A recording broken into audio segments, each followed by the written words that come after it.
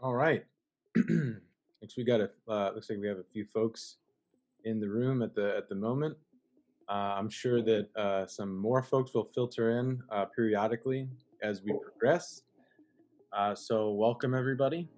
The waiting room has been disabled, so we look forward to those of you planning to show up for this chat with Bob uh, as the hour progresses. So welcome, man. Again, super. And we just kind of met a few moments ago to sort of test the room. Yeah, Super nice to meet you, man. yeah, same Um, here. so how are things on your end? Where are you located at the moment? So I'm out in the burbs of Chicago. I've been there my whole life. Grew up in the northwest suburbs, and I've worked in a couple places in and around Chicago. But yeah, not too exciting. Haven't ventured out, to the West Coast or anything. Just kind of always had friends and family around here. Maybe one day when everything cools off, we'll find ourselves at 88 together. Yeah. Oh yeah, yeah. Congrats, man. Oh, You're in a show there. thanks again. Yeah. No, I mean, it seems as if though, I'm able to participate in any of the shows according to the gallery coordinator.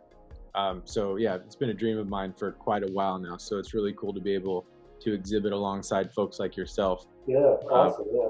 yeah. So have you heard or what are your thoughts on the Jake Parker Inktober scandal? Oh, you Heard know about what, that? dude? It's so funny you bring that up because I was just looking at that, like kind of looking at some other YouTubers, like, analyzing it.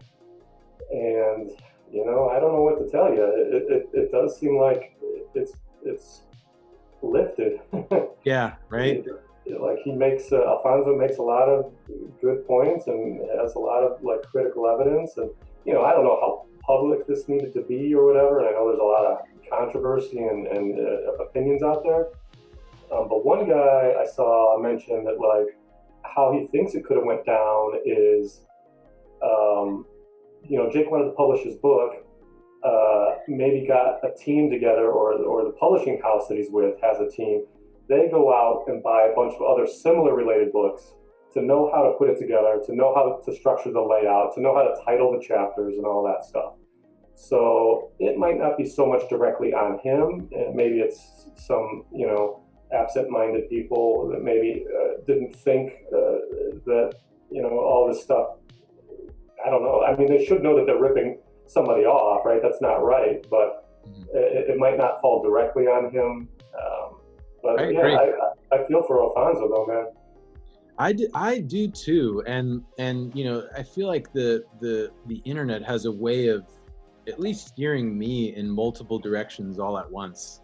I think that my first initial reaction is, oh no, Jake Parker, what have you done? Yeah, yeah, yeah. Seeing the posts, I think that the more you see folks sharing about it and talking about it, especially if it's one-sided, where it's just this person plagiarized, it's almost starts to get built in your system a little bit, like this person plagiarized, even before you do any research on it. Yeah, So it's really unfortunate. I mean, Ethan Becker has a really great video on this. For those of you yeah. here I think who that's the guy are, I was watching. Yeah. yeah, for those of you who are interested in understanding the complexities of, and really the gray areas of copyright and plagiarism, and this whole Jake Parker and Alphonso Dunn thing. I had it had initially been portrayed to me as this, look at how this person, this really well-known public figure, lifted and stole from this relatively unknown person. And I think Hmm. it was Ethan and a couple of other folks who made the point that when you look deeper into their social media and their online presence, Alfonso Dunn has a larger following than Jake Hmm. Parker, which was another one of those moments where I was surprised. I was like, okay, Hmm. I had cultivated this perception, and now this bit of information steering me in this different direction.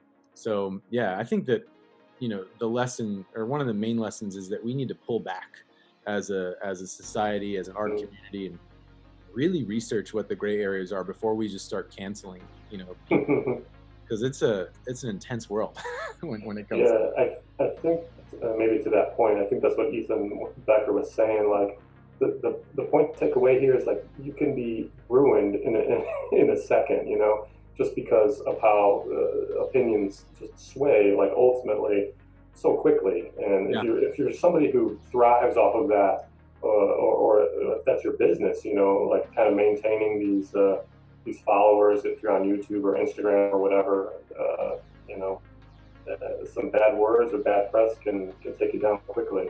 for sure. I think it was Rob Lowe, who I recently listened to on a podcast with Joe Rogan, who said this is just the worst time to be famous. It's the worst time to be a public figure in the Mm. spotlight. So yeah, everybody, please do your research before jumping onto a trending hashtag. It seems like Bob and I are in agreement with that. Yeah, Really scary how quickly we can just tear yeah, something down. So with that, Printed in Blood. Have you received your copy of the book? yeah, man. Ghostbusters? Yeah, awesome. It took a little while. I went out and bought one or two, I think two copies right when it hit, because I couldn't wait for the complimentary Me too. Me too. one. Yeah, and yeah, I got them not too long ago. They actually gave me two because I got my nephew's art in the book with alongside mine. He had he's a 6-year-old and he just had a fascination with Ghostbusters and still does. So, when they were looking for sort of print copy to put with your image, I talked about him and just, looped him into the inspiration and said, hey, if you want to put these pictures in, that might be cool. I'm just giving you more material. I'm not sure how you're laying out the book or whatever.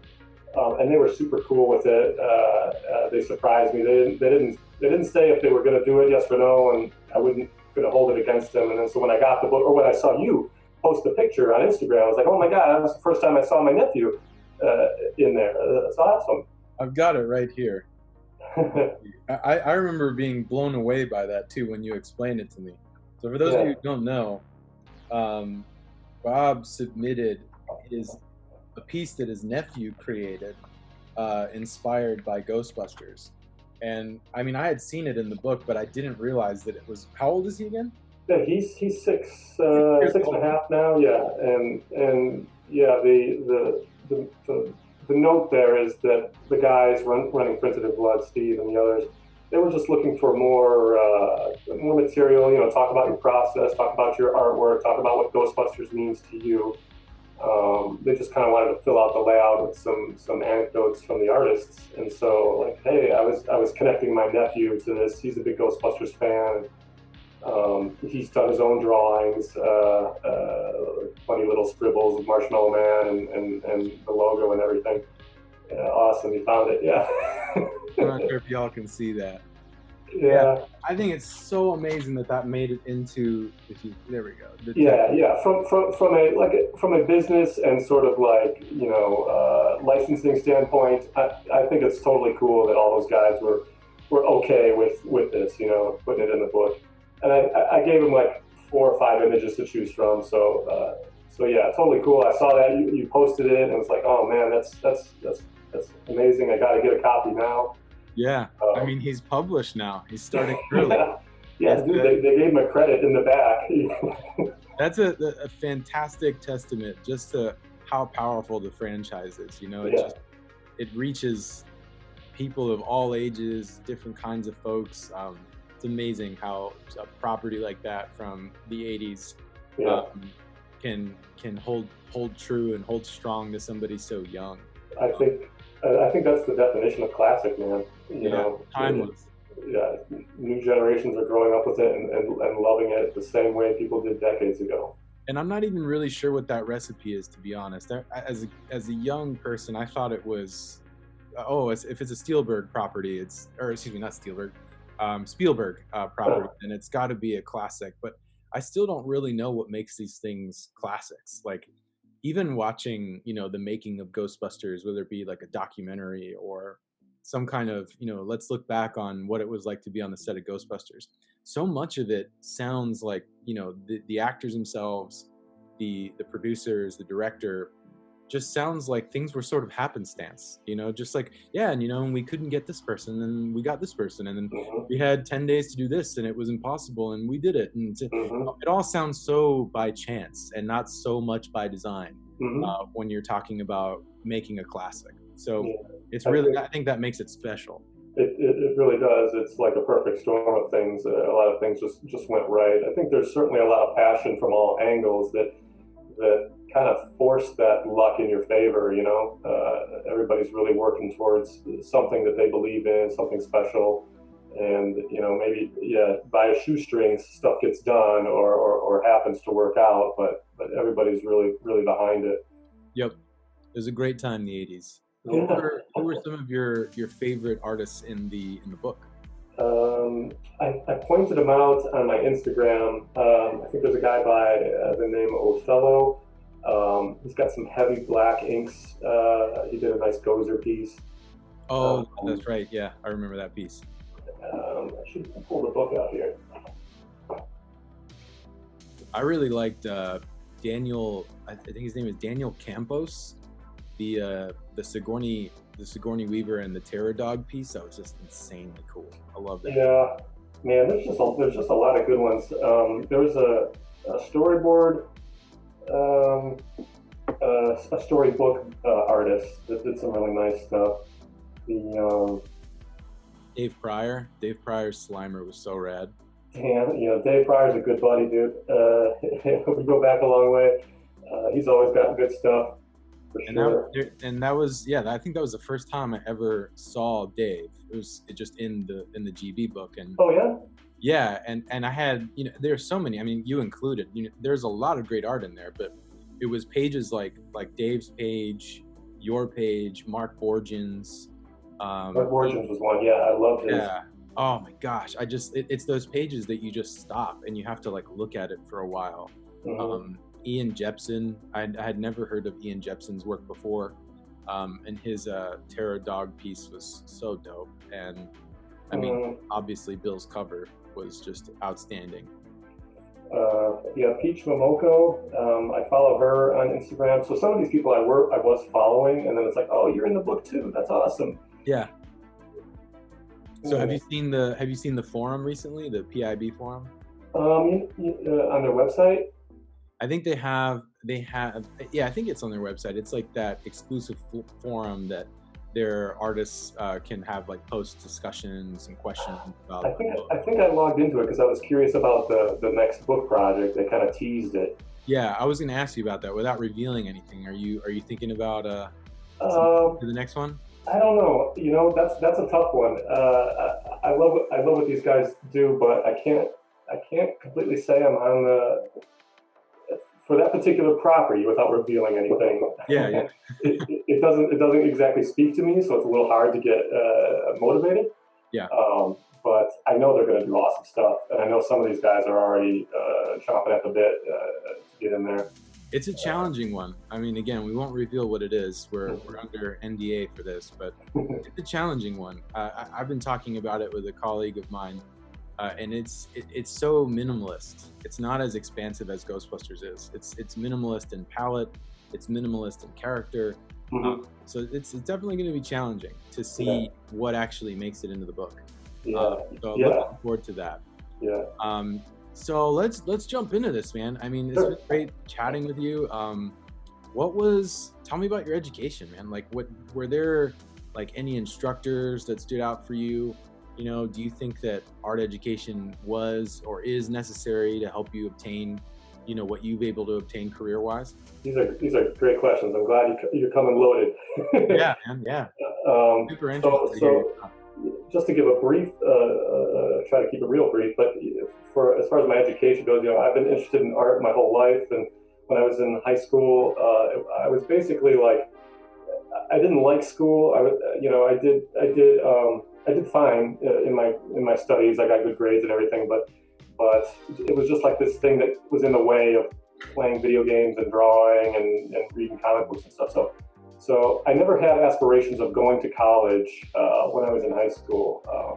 I thought, like, I started going to conventions, comic conventions, and bringing my rinky-dink high school portfolio, with and showing the guys, showing artists and stuff. Anybody that'll give me a lead on any kind of job or interest, I was open to. So I thought I was just going to graduate high school and like just keep working towards comics and just get a job drawing comics. I think what changed for me is that an art teacher in high school um, brought somebody in from the outside, brought an instructor in, or not even an instructor, but like somebody from the local art school, which was the Illinois Institute of Art. They're like a chain school. You know, the Art Institute is a chain school, and this was the Illinois location. Okay. And so I ended up going to that school. But I think what opened my eyes, though, in high school was like, oh, there are art schools. Somebody's here giving this presentation, and look at what look what you can learn. Look what you can study. You can go to school for this stuff. So that kind of set me in motion at that point. And I did look into Minneapolis Art and Design. I did look into the Joe Kubert School of Art. I looked into Ringling. I applied to a couple of these places, but I think for my personality, I never aspired to or wanted to venture out, moving to another state and kind of making a big deal of school or education. So, and that may have, in some ways, that may have worked against me. I'm sure I could have learned a lot more, going to, any number of places. And I will say that the education that I got college-wise, it wasn't anything great. I can't say there's like instructors that I could point to that made a big sort of impression on me. I think there's one guy I had who did encourage me to pursue what I loved about art instead of sticking so strictly to the curriculum and what you had to put in your portfolio. He let me kind of venture out and say, yeah, man, you got some great stuff here and here as far as 2D work. Capitalize on that. You can put more of that in the portfolio. So I went to college for 3D animation and just learned that I didn't really love it. I didn't really like it. I took advantage of every class that I think they offered and tried to soak up what I could. I think I had good friends and positive experiences, but I think a lot of it was self-motivated. I think I was really digging into this stuff and learning the software, the Adobe suite, a lot more on my own, or faster than classmates around me, faster than maybe the instructors were teaching. And so I think that's what kind of carried me through my college years and stuff. I learned I didn't like 3D. I learned a stronger love for 2D animation and graphic design and just seeing different styles of art. And that one instructor, his name was Mr. Hyde, who was my portfolio instructor, let me kind of build around that instead of having the stock 3D dumpster or the stock 3D dump truck and the stock turnaround pose of a character and the stock hey, here's some textures that I made in your portfolio. It was more about like, here's my 2D character designs, here's some model sheets and whatever. So how far were you into the 3D stuff before you realized you weren't into it? I'd say pretty quickly, first or second class or whatever. It was just so dense and technical to get what I wanted out of it. I know certainly it's an art form and other people enjoy it. And I stuck it out. I tried and I think for what I enjoyed about art or my sort of visual tendencies, I was still leaning that way in 3D. I was still putting together primitive shapes and abstract stuff and simple things, composing things sort of graphically because it was simpler. But I just felt like, well, the tool isn't really meant for this. I'm not getting the most out of it, and when I do try to get the most out of it, it's like doing math or it's something that doesn't come naturally to me. That was a good thing. That is a good thing. That's kind of what school is for, is helping you figure out where your passions are, where you want to go. I agree. And this is something that I talk about quite often with my friends who teach in illustration. And it's school in many ways, and I tell this to my students, is a place to try so many different things. That's particularly why I was interested in your experience with 3D. Like, how far did you get into that before you realized it was no good for you? I've found that folks who are taking strange classes that don't necessarily relate to their education that it does relate and provide them with something useful for their for longevity. You know, Hmm. I mean, I got more out of my psychology class that I dropped in a week than Yeah, I got in from other classes that took an entire semester or a quarter for that matter yeah. to that would teach me. So I think that it's really interesting to hear that. And your comments on you know kind of going through your education and putting together these images. Did you graduate with a fully marketable portfolio, or was that something that you had to cultivate after the fact? We had one, I believe, one or two classes. You know, your last year, your senior year, where you work with the instructor to collect your work, hone it, prepare your portfolio. So by the end, yeah, I'd say what I had, it's student level, but it was fully functional. I believe I had a lot of pieces there. And when you're in animation, you have to assemble a reel too, and at the time it was VHS reels.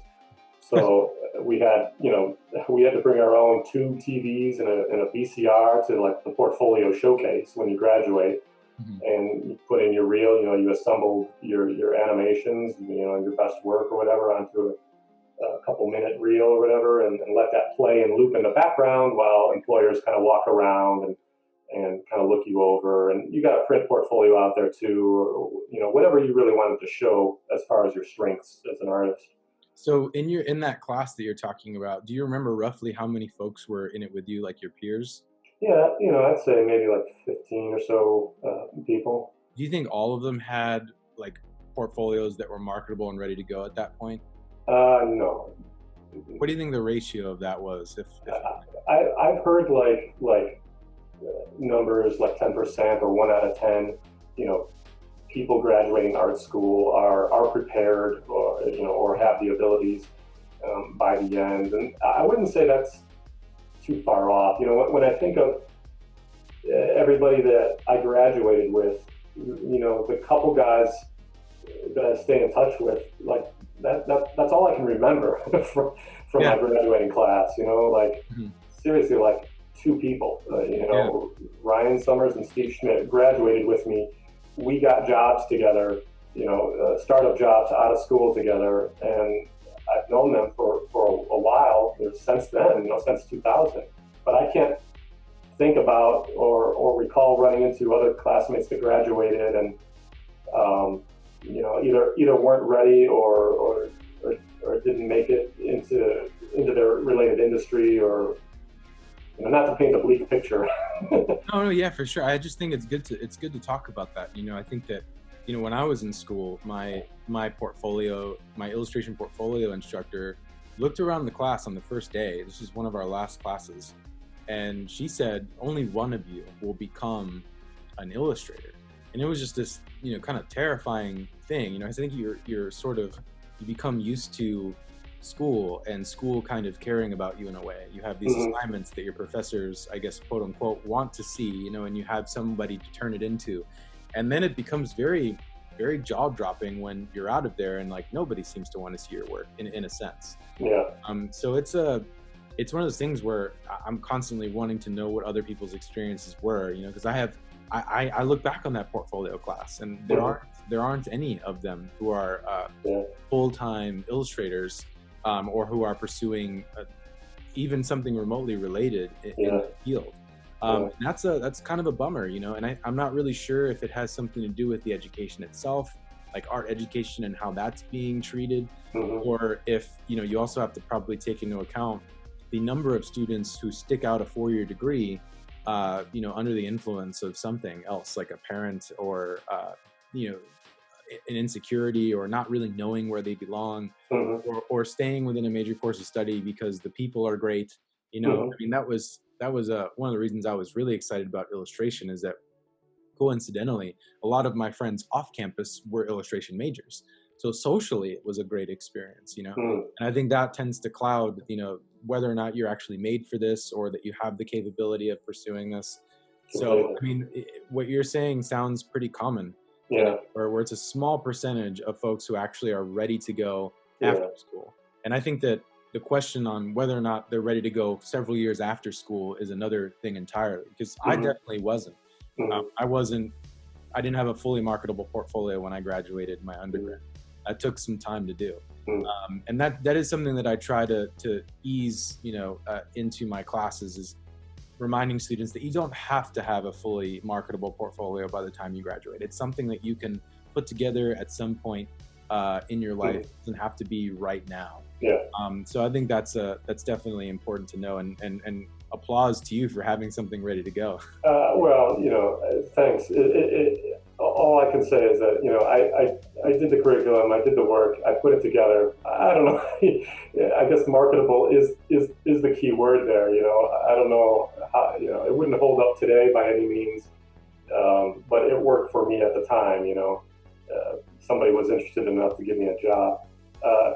I'll say too that, I totally hear what you're saying about the social aspect clouding the educational aspect, because I had great friends and relationships in college, and it was great palling around with all those guys, and I could see that kind of just distorting your view of college life, and oh yeah, I can do this for 4 years and then I'm ready to go. And, maybe not so much. Yeah, it's definitely a scary thing. The other aspect though is it's a business too for the schools, or particularly for my school. It's a chain school, so they're trying to take your money. They're trying to get you into the system. They're trying to place you so that they can say they have a high placement rate, and for kids that may not know what they want to do, like in high school or growing up, it's a cool thing. It's, illustration and animation. Oh, that can't be hard, right? That's cool. That's a sexy thing. That's awesome. I want to be good at that. Let me go to school and learn how to do that stuff. I think that's fine. That's fine to have that sort of attitude, but I think that works more in favor of the schools. Yeah, come on in. We'll take your money and we'll teach you. But you have to have the passion and the drive to sort of make it. I agree. I think that that passion, a part of that passion is style, which is kind of like a romantic aspect of your education. It's very difficult, I would even argue impossible to show someone what their style, what their look is. So I mean, when it comes to this, this concept of style and your own personal visual voice, I talk about this with my students quite a bit. There's this concept that I put forth that I call the style forcer and the style carrier. And essentially the carriers are people like Rich Kelly is this amazing artist, and Gary Kelly, and if you look at some of the works of say Al Hirschfeld, or actually I would say Al Hirschfeld is more of a style forcer. But if you look at these folks' works, like say your nephew, makes it into the industry in some way or form, and you could still see stylistic similarities when he's 30, in comparison to his first published Ghostbusters piece. It's people like that, that are very much so style carriers. They always kind of drew the way that they drew. They always kind of solved problems the way that they solved problems. And it's not to say that they didn't evolve. They obviously they do, but it's impressive to be able to see stylistic similarities with their professional work as adults with the coloring book stuff they did as kids. And so those I feel like those folks are I would refer to as style carriers. Then there's the folks who are forcers, where you can see a drastic shift from 1 year to the next, or within 3 years, where they intentionally redo their entire thing, their entire portfolio, their entire way of solving problems. This was something that I did from, I'd say 2010 to 2012. Where if you look at the evolution of how I did things, they changed drastically. So which category would you say you fall under? And did your education play a role in that? These are great questions, dude. For sure, man. The idea of I would say I'm somewhere in the middle, and I'm going to propose a third sort of box here. The idea of the carriers is really cool, and I see that in today's art, like particularly with like web comics and um, I don't really know, but sometimes just maybe on Instagram or something. It's like this guy has a way of drawing, and he does not care, what other people think. That's why I say web comics and stuff, because they're just acting on what their natural tendencies are, right? This is how I've always drawn, or this is how it just feels natural to me, right? So those guys are the mainstays, and then yeah, you definitely have people who are consciously forcing, like, all right, maybe this isn't working for me. And it sounds like maybe this was you making a drastic conscious decision to shift. Definitely. I would say, like, for me, I feel like it's always just been explorative. Like, I can certainly look back to my high school days, and even recently, I probably have some artwork laying around that I've looked at where it's like, man, I penciled and inked that so tight, that like that. It's not great art, but it's like thinking about doing that right now makes me agitated. Like, sitting down and like, oh, the pressure of this ink or the pressure of these tight pencils. And so I think that's just like, it's just been like a natural sort of exploration, and I'm inspired by so many different things, simple colors or textures, or a way of drawing fingers, or noses one way or another way. So like kind of exploring those shapes and design is just something that's kind of moved through me, I think, over time. I know people say that, or people comment nicely that, like, oh, your style looks like this or that, when they're maybe talking to me at Comic-Con or something, a cartoony or flat and graphic or whatever, and I take them as compliments, but I don't think so hard about it, really. It's just more about what I'm always trying to find what feels natural, and it's always shifting. It could be because of an inspiration, or just some outside force, and an illustration will take a new sort of form. Mm-hmm. Yeah. So time is definitely is time in this response like the third box that you're talking about? Yes. Yeah. Like when you think about, or when I look back at, elementary through high school, through college to now, even my professional career. Look how things mutated sort of slowly over time. Definitely.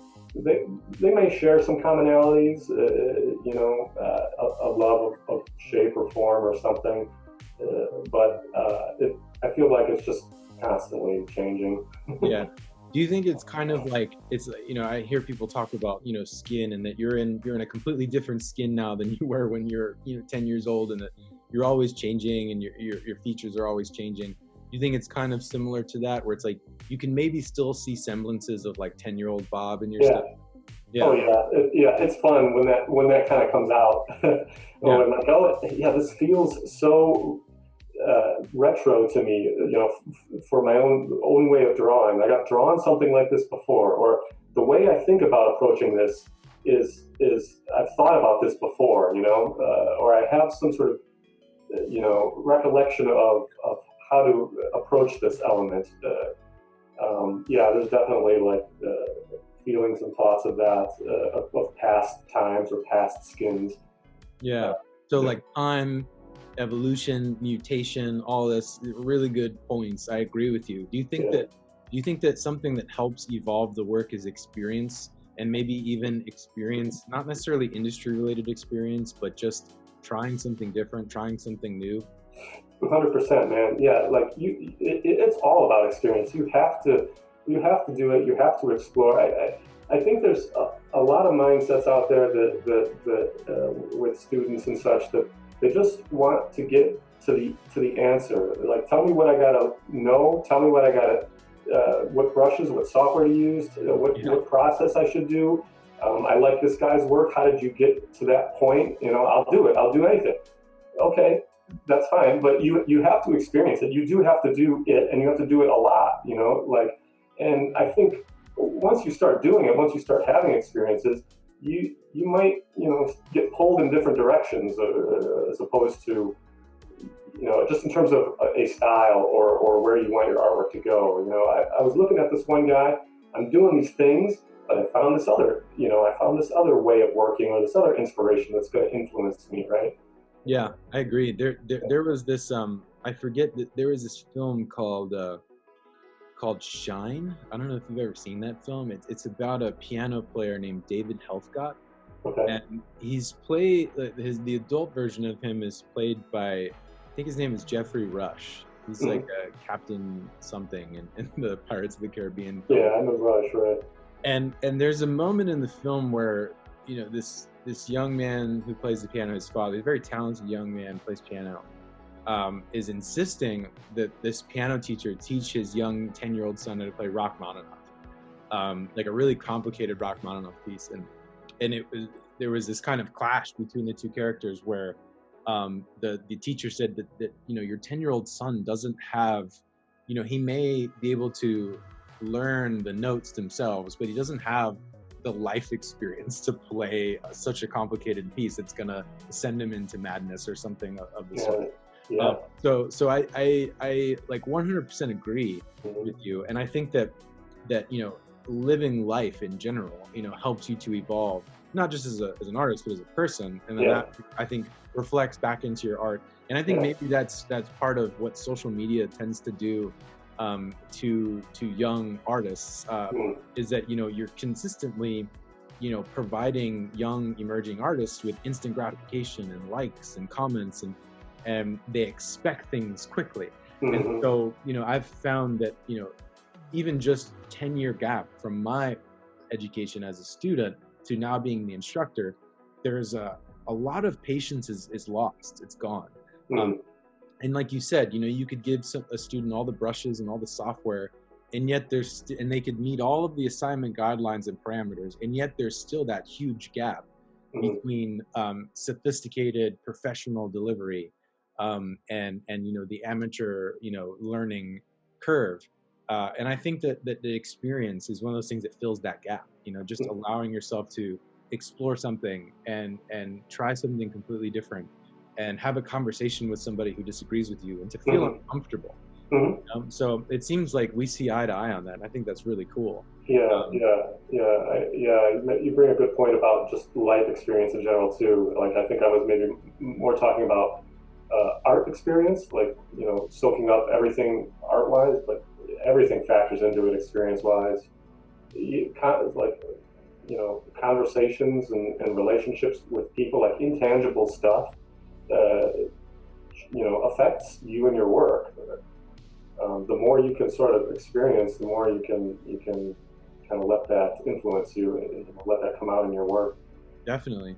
I And think well, go ahead. Sorry about that. I was just going to say that that can sometimes be an interesting struggle I have where um, like I think some fine artists can have like a thesis and they can have like uh, things they want to sort of like I don't know just things they want to share with the world that have weight and sometimes I feel like oh I'm just a lowly commercial artist sort of acting out, on my childhood fantasies of cartoons and video games and stuff, I'm not really sort of contributing a whole lot. And I think that's sometimes I get in my own head, like, yeah, I really haven't had a whole lot of life experience, right?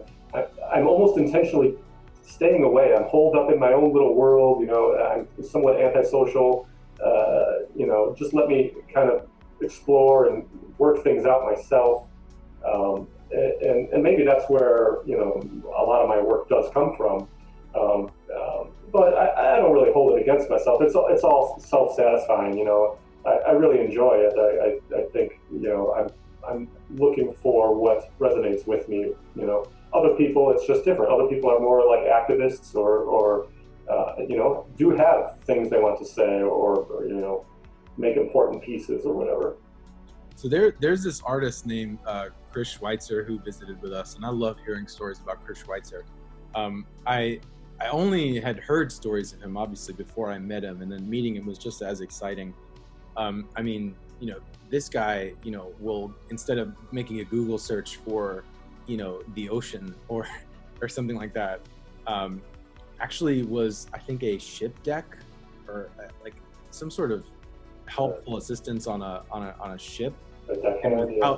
went out to sea for months or something like that, just to get, I think, good reference and get some experience and be outdoors. And Yeah. I'm sure there's more to it than that, but that to me is like one of those extraordinary Oh yeah. stories of just, trying something completely different, or living. I think he actually worked as a security guard at an insane asylum, or some sort of hospital like situation. And things like that are just, they make me think about, what are some of the weird things I've done. And I remember, as a kid having to do community service where I like directed traffic with an ex-convict, and just Oh, did this for like every Saturday for numerous weeks. And the stories that this man would tell me were just like, they would, give you goosebumps and wow. curl your hair. It's things like that, like being in those strange situations are Yeah. really helpful. So do you have any of those like kind of strange experiences, like growing up, like that are that you'd be cool to share with us? Or That's another good question. Unfortunately, I think I'm pretty boring. I felt like last summer, my now fiance and I, we traveled cross country. We drove to the Badlands and saw some of the mountains in Colorado, Wyoming. Went to a lot of the national parks out there, and that was a big deal for me. Like, I didn't, I don't have aspirations of traveling or maybe I'm a little in my shell that way, just part of my personality, and she's the opposite of me. So it took a lot to like work myself up to that point, and just kind of being like, well, I might not come back from this. Like my mentality is that dire. Even when the first time I took a flight to California for Comic Con, I was just like, I had good friends, I had a good life. But yeah, so anyway, so doing that, it was pretty amazing. We stayed at like 7 or 8 different B&Bs along the way, that there and back, and you get glimpses into those people's lives. That's not even related to what you're going for, right? To see all the beautiful scenery and the parks and everything. So there was a lot to take in on that, and I kind of think back on that, now, and just be like, I can't believe we did that. I can't believe I did that. One week, or maybe it was 2 weeks out of the year last year. It just seems crazy. So it's not any ex-convict type stuff. but still, I mean, it's specific to you, and it feels a specific way to you, and clearly it had an effect on you. So I Yeah. think that's I mean, all these stories that I hear folks share, they're very different. Mhm. And I think that it's the perception of the listener, or it can vary. I mean, I've heard of friends of mine who've witnessed murders and drive-bys, and those things to me are just sort of whoa. I Yeah. can't believe Exactly. that's a real thing. But all that stuff, whether folks, I think, realize it or not, adds to their evolution, and as you said, their Yeah. mutation. With their, I think it reflects back into their artwork for sure. Yeah. I think I'm probably pretty standard, or pretty like fill the stereotype of some artists, that just kind of hold themselves up or are introverted, right? And I don't mind that. And I think I notice myself drawing on sort of relationships, and I find outlets in movies and stuff. Like, I really think about the characters and sort of what they're emoting, even in a stupid Netflix show or a series or something. And it could be completely cheesy and weird, and I will try to connect that with some former relationship of mine, or current relationship. Thinking about like what that character might be feeling, whatever. There's some weird sort of emotional connections there at times, and I think I'm tapping into, even though I might not be so well traveled, or experienced a lot of the world, I think I'm tapping into a lot of what's inside. I agree. I'm 100% the same way. I Right. mean, I become so much more emotionally invested in a film or a story than the majority of the folks that I know. Yeah. And I think that definitely plays a huge part in why we do what we do. Yeah. Um, Exactly. so speaking of that, that process for being inspired, that process for evolving, and making sure that we continue to evolve. what does what your process specifically look like for your animation and the experience, whether that be the processes that you learned in school or the processes that you put forth now for animation. A lot of the students that we have in this talk right now are not animation students. Mm-hmm. So what does it look like for you? Like I know that you know animatics are a part of the experience. Maya, Toon Boom, After Mm-hmm. Effects, Blender. Mm-hmm. So like, what does that process look like, and what do your clients expect from you when you work stuff up like this? Mostly, I think, yeah, software-wise, it's just like you're definitely trying to, with any client, you're trying to figure out what they want, um, and like you're saying, the animatics or rough concepts, designs, animatics, storyboards, all that stuff, helps paint the picture for the final product for the client. I'm doing like I'm doing freelance stuff now, and mostly directing and overseeing. But the process is the same. Like I'm working for a small studio where we've come up with the animatic.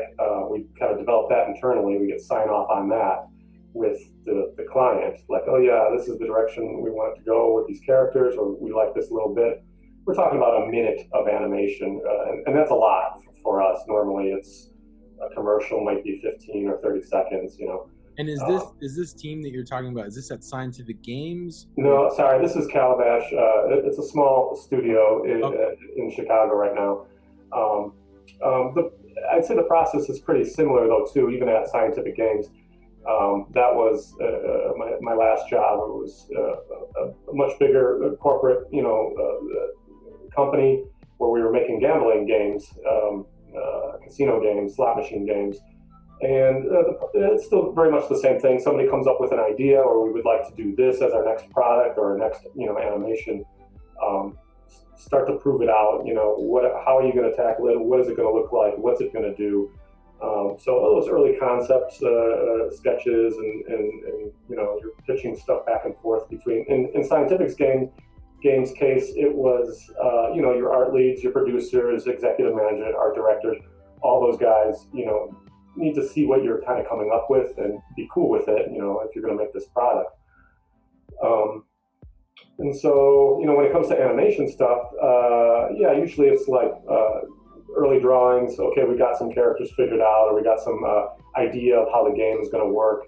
We'll take some rough drawings. Maybe they're just scribbles, black and white, or monotone.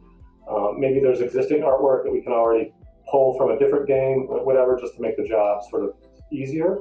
But the ultimate goal when you're doing animation is you're still trying to get them to buy off on the timing of this thing. How does it look? How does it, or more so, how does it feel? It's going to stop and start in these sorts of ways. This is how the character is going to act or behave. Are you cool with his angry eyebrows in this situation? It's stuff like that. You're trying to prove out as much as you can, as quickly as you can, so that people can give you the okay and you can kind of move forward.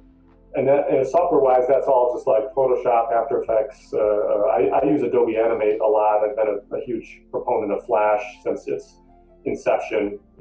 Macromedia Flash, and Adobe bought them and turned it into Animate. So I use that for a lot of really rough work, and I can do cleanup in there too. After Effects does a lot of post effects and sort of just visual effects type stuff.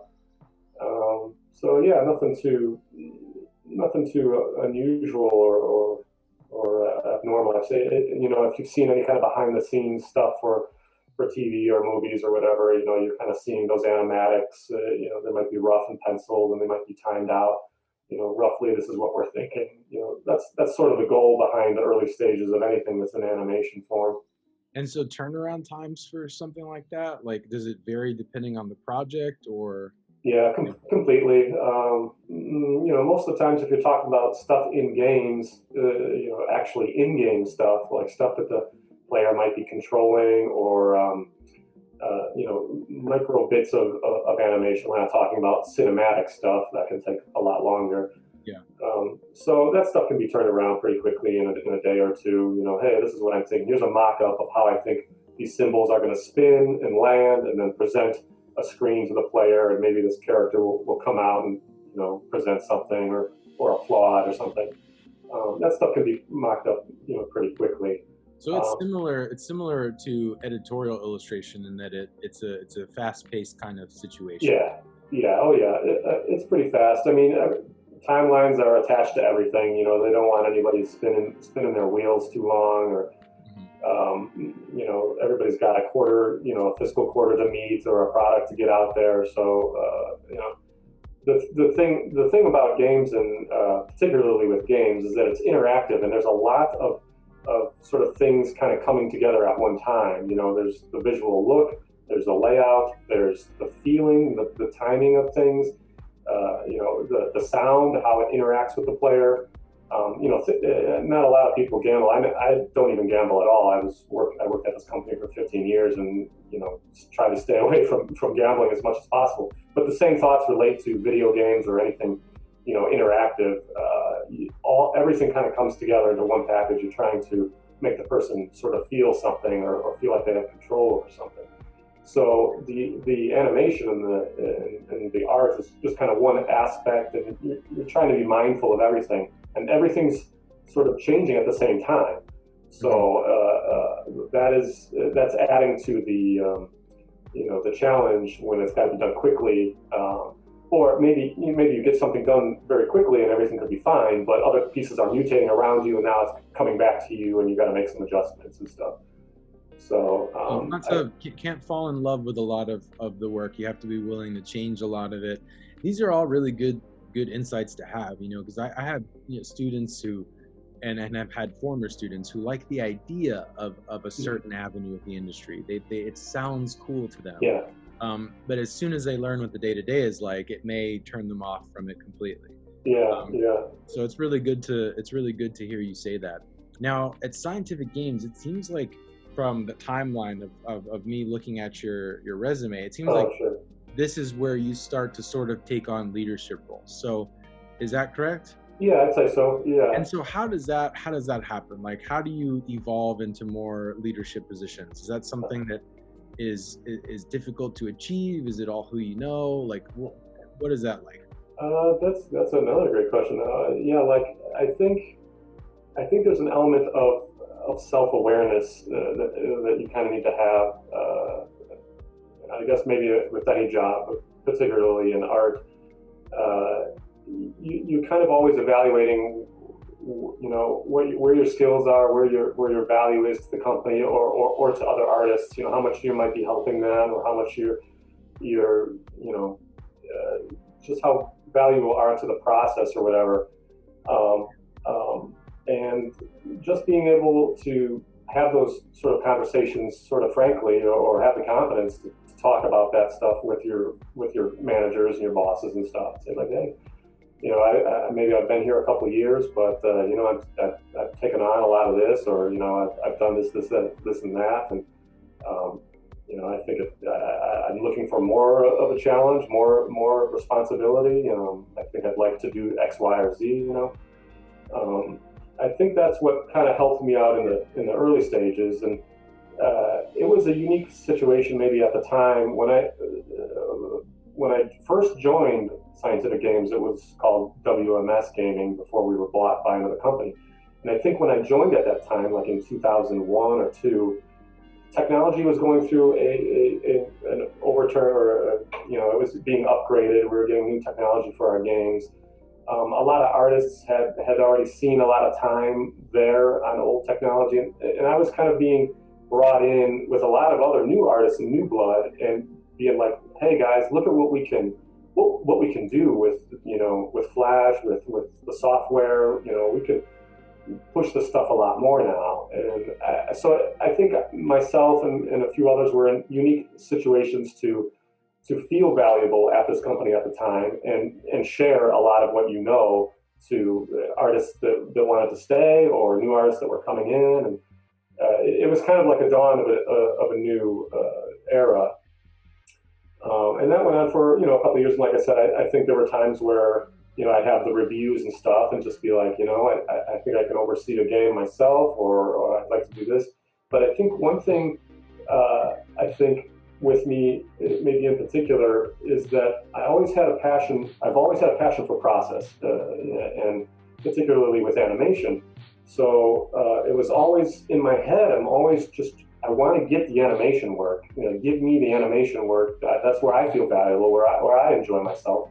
And so from all these kind of different departments or different studios in scientific games, I'd see people kind of animating and being like, oh man, I can help them so much, or I felt like I could do a better job, or how can we pull the process in? How can we strengthen this, right? I know a couple of us are really great animators.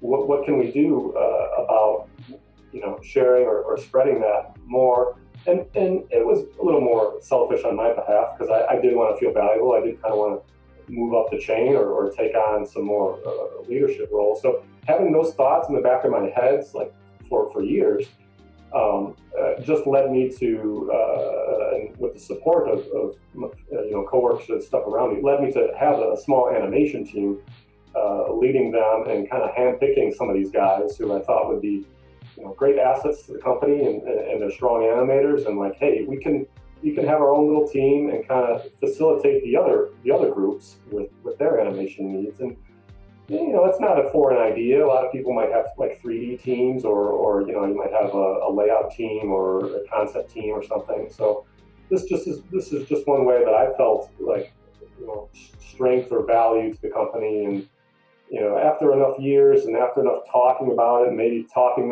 about it too much to people blue in the face, they're sick of hearing me like a broken record, like, you want to strengthen process. Okay. It kind of fell my way. And like I said, there was a lot of support from everybody that I worked with. They kind of agreed, and, it takes time. I was there for 15 years before, sort of seeing the pieces kind of fall together and feeling confident enough and feeling like, we can make strides here in these areas.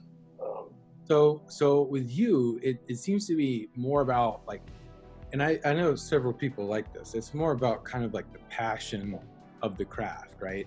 Yeah. And then it's kind of like sort of like before you know it, you just kind of find yourself in a position of leadership. It's like you're so stoked about putting the team together and getting the job done. It's like that you end up becoming kind of like walking the walk or dressing for the part in a sense. Just it's not necessarily on your radar to become the leader of something. It just you become so passionate that at some point, after expressing that interest to your colleagues and the folks in managerial positions, that it just evolves into that. So with that said, if you could offer any advice on how you become motivated and how do you stay motivated, like what would that advice look like coming from Bob Rissetto? Yeah, it's an intangible thing. It's more, you have to look inside and see what motivates you. What are you passionate about as an artist? You should be trying to figure that out your whole life, or all through college and stuff. And then you're just applying that. I really love this aspect of my job. Trying to build something around that. It doesn't have to be a team. You don't have to manage or lead people per se. But if you're looking to feel more valuable, or if you're looking to feel enjoyment in your work, then you should be trying to capitalize on what you're passionate about. I think that passion comes first. That passion fuels the motivation.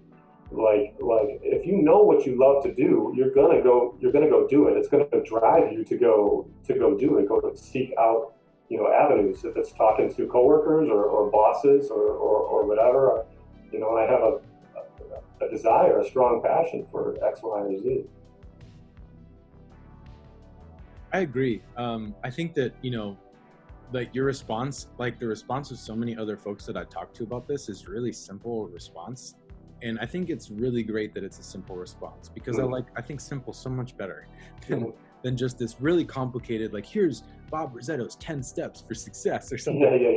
Yeah. And it really, and I agree with you, man. Like, I think it really is as simple as that. Yeah. I think one of the reasons it might seem hard, and I'm talking to my students who haven't really like found what it is they love, you know, because Right. one of the more common, yeah, one of the more common symptoms of an undergraduate student, and even maybe a graduate student, is confusion. You know, is just not really knowing, you know, is it this that I like? I know I like to be creative. Is it design? Is it illustration? Is it animation?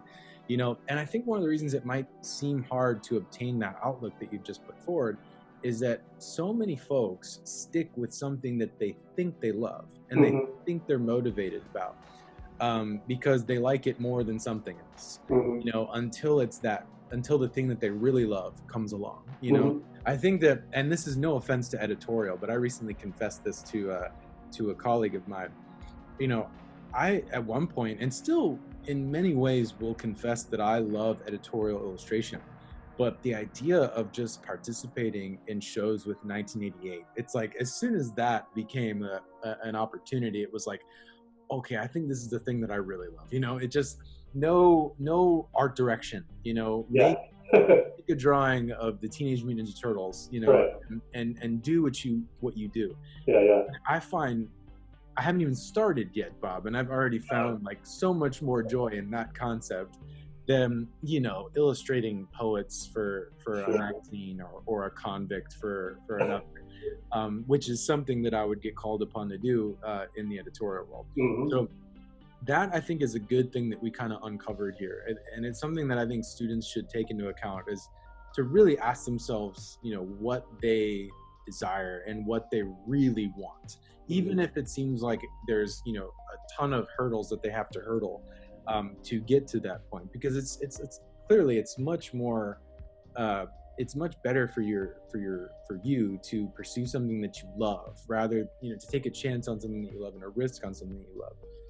And then I'm sure the passion just kind of comes along with it, and then before you know it, you're at the top of your game. And I think that there's definitely some truth to that. Yeah, yeah, you hit the nail on the head. Yeah, I think there's a lot of artists that are confused, or you know, it might even be simplified in some students' mind. It's like, oh, I just go through these motions. I go to these classes. I take these, you know, required courses, and then I get a job doing what I love, right?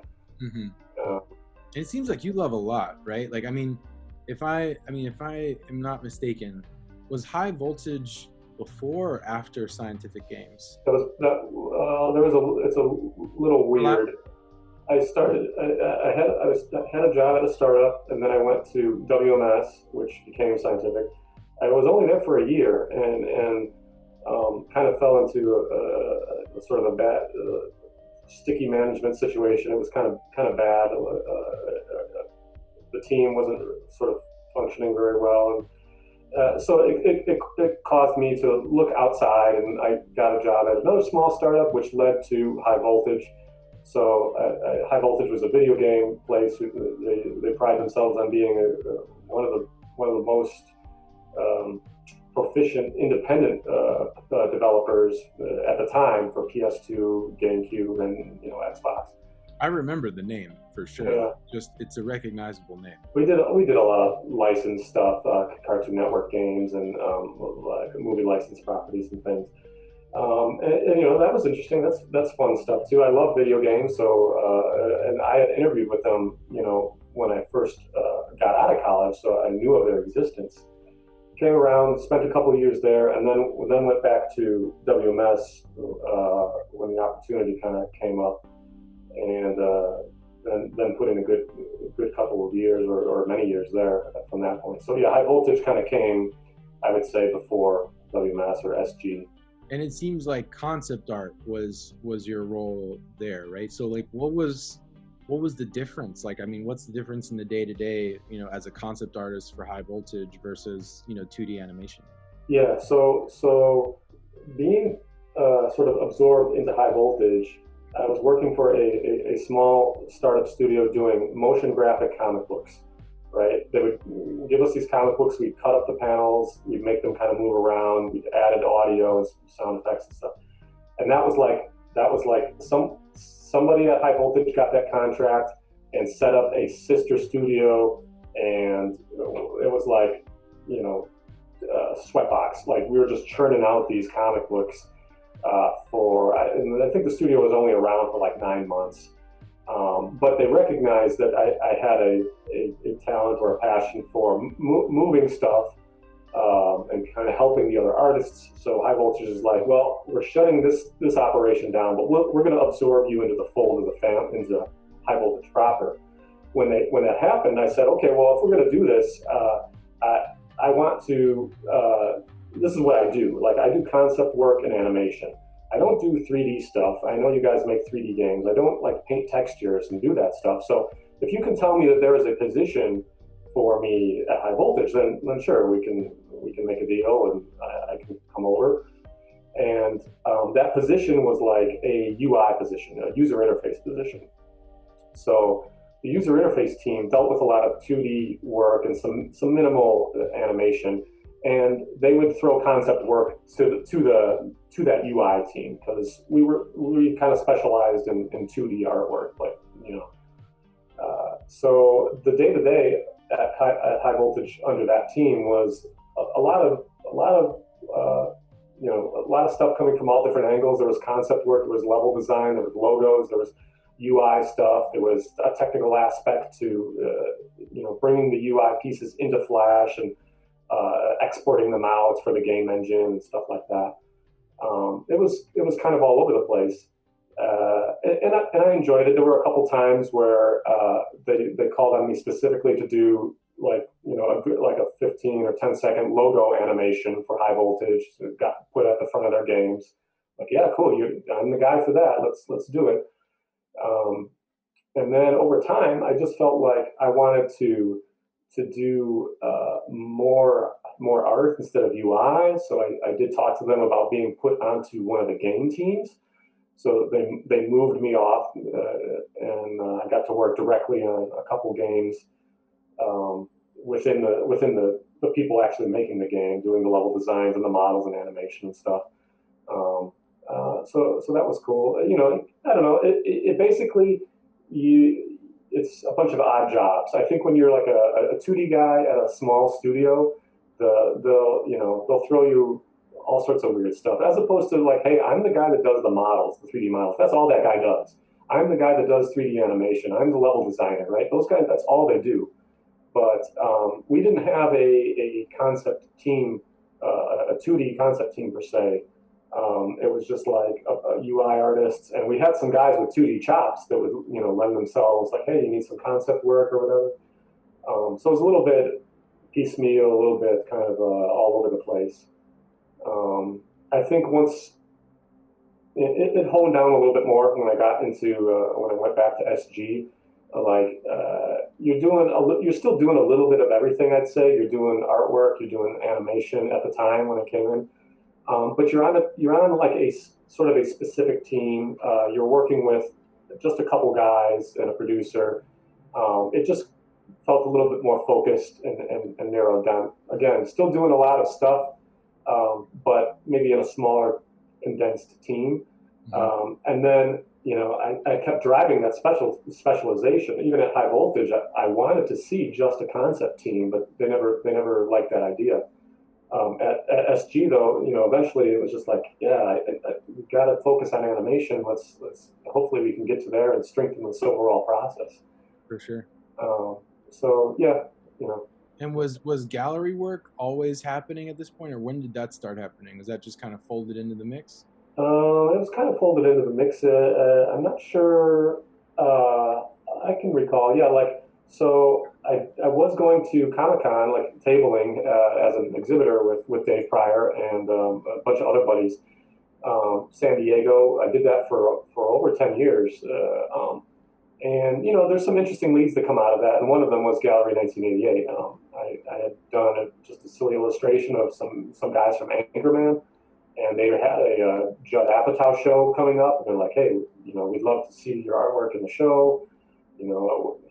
Contact me. I think I don't know who I talked to at the time. I don't know if it was Judson himself or maybe just somebody that was representing the gallery. But yeah, I said, okay, yeah, cool, let's make this happen. And it took a lot to kind of like just figure out how it worked. The percentages that they take, and like, I got to mail you the prints, and this is a physical thing. I didn't even think about that. Like, I'm gonna have to print these somehow, and factoring in time and cost and all that stuff. Yeah. But they're great. Like you said, it's completely anything goes. They got the license or the theme, and they're not directing you in any way. Just show them what you got, give them a price, and they'll try to sell it. Very freeing, and I think from that point on, it was always just like, yeah, if I got the time, or if there's a cool theme going on, yeah, I'd love to just try to find some time after work or on the weekends or whatever to contribute something, just to feel cool. Had you ever been there, like gone to one of the openings? No, I haven't, and there have been a couple times I've really considered it. And they had a Weird Al show recently, and I love Weird Al, and I had a couple pieces that sold right away in that. He was there, he was doing autographs and stuff, and it would have been awesome to see and just kind of say, hey, you've inspired me so much, or shake his hand or whatever. So I missed out on that one. And then another one I thought about was Edgar Wright. Edgar Wright's a great director, and I love Scott Pilgrim and all of his movies. That was another one I was thinking of. Like, I guess I could get a flight and get in a hotel for a day and mingle with some of these people. And I just couldn't bring myself to doing it. Yeah, it blows my mind just how flooded the gallery gets with just these really high A-lister celebrities. I see photos on Instagram quite often of just all these folks in the gallery, like Seth Rogen, like you said, Edgar Wright, and Kyler Smith has actually been a pretty helpful in just kind of like helping me into that world a little bit, and helping me to understand what it means, and so I think it's good that so many of you are just there already, like to help each other out. And but at some point when all this madness does wear down, I'd love to be able to go to a show. I've been such a huge fan for so long. Yeah, that would be cool, man. I do think about that too. So let's go ahead and take a look. Thank you for chatting with me and on all this. Let's go ahead and take a look at the GB process. And so Bob's going to go ahead and share his screen and pull up the PDF that I've been talking about for months now. For those of you who are just kind of tuning in, this is the Ghostbusters art book published by Printed in Blood and Insight Editions. It's a gorgeous book. It's really thick, a gorgeous gloss, spot glosses on some of these, and even Bob's images made the back here. And this was the book that I found Bob Rissetto in, and I didn't know of his work before this book. And now I'm just super interested in it. And there are many other artists in this book. Highly recommend picking it up if you're a fan. It's definitely a must-have if you're a fan. You can pick them up on Amazon. Gorgeous quality, some of the best printing I've seen. Completely agree, man. I think they did a great job. It's such a thick book, and printing and hardcover, gloss treatment on the cover. That's good stuff.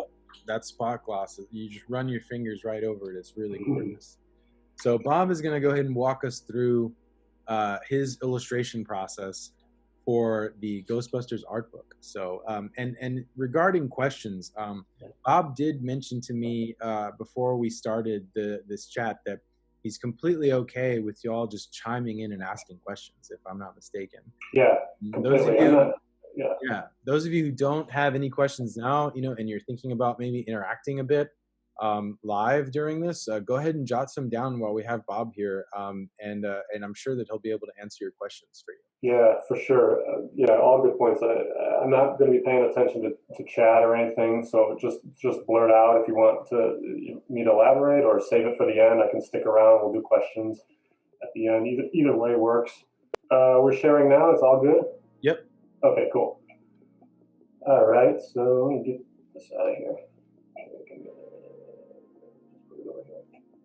So in Photoshop here, there we go. This is the PDF I put together. I shared with Tony a while back, and I kind of just have some of the steps of the process figured out in folders, and I kind of walked through it this morning and gave it a read through myself just to refresh myself. But taking it away. So basically the whole thing, we were given the opportunity to do something for Ghostbusters like printed in blood. So the first thoughts that run through your head is like, what am I gonna do, or what's the angle here? There's so many different iconic scenes and characters. How am I going to boil that down? And you just start doing doodles and sort of exploring. And I think one of the things I gravitated to just mentally, even before my pencil went down, was the Ecto One. I think I like the challenge of doing something sort of rigid and maybe with some simple perspective or whatever. I do a lot of characters and goofy stuff and cartoony things.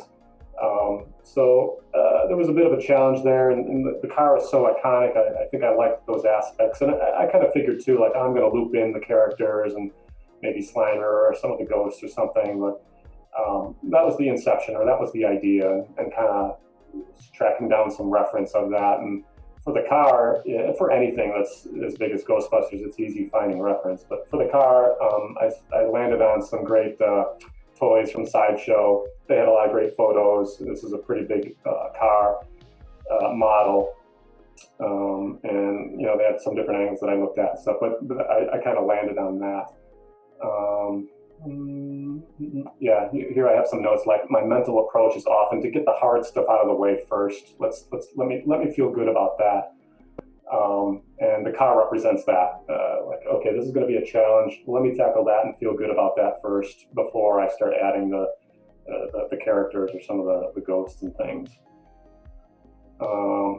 And then, just from a technical note, I'm just working in Photoshop. This is like 300 DPI. I'm trying to keep the specs of the book page in mind.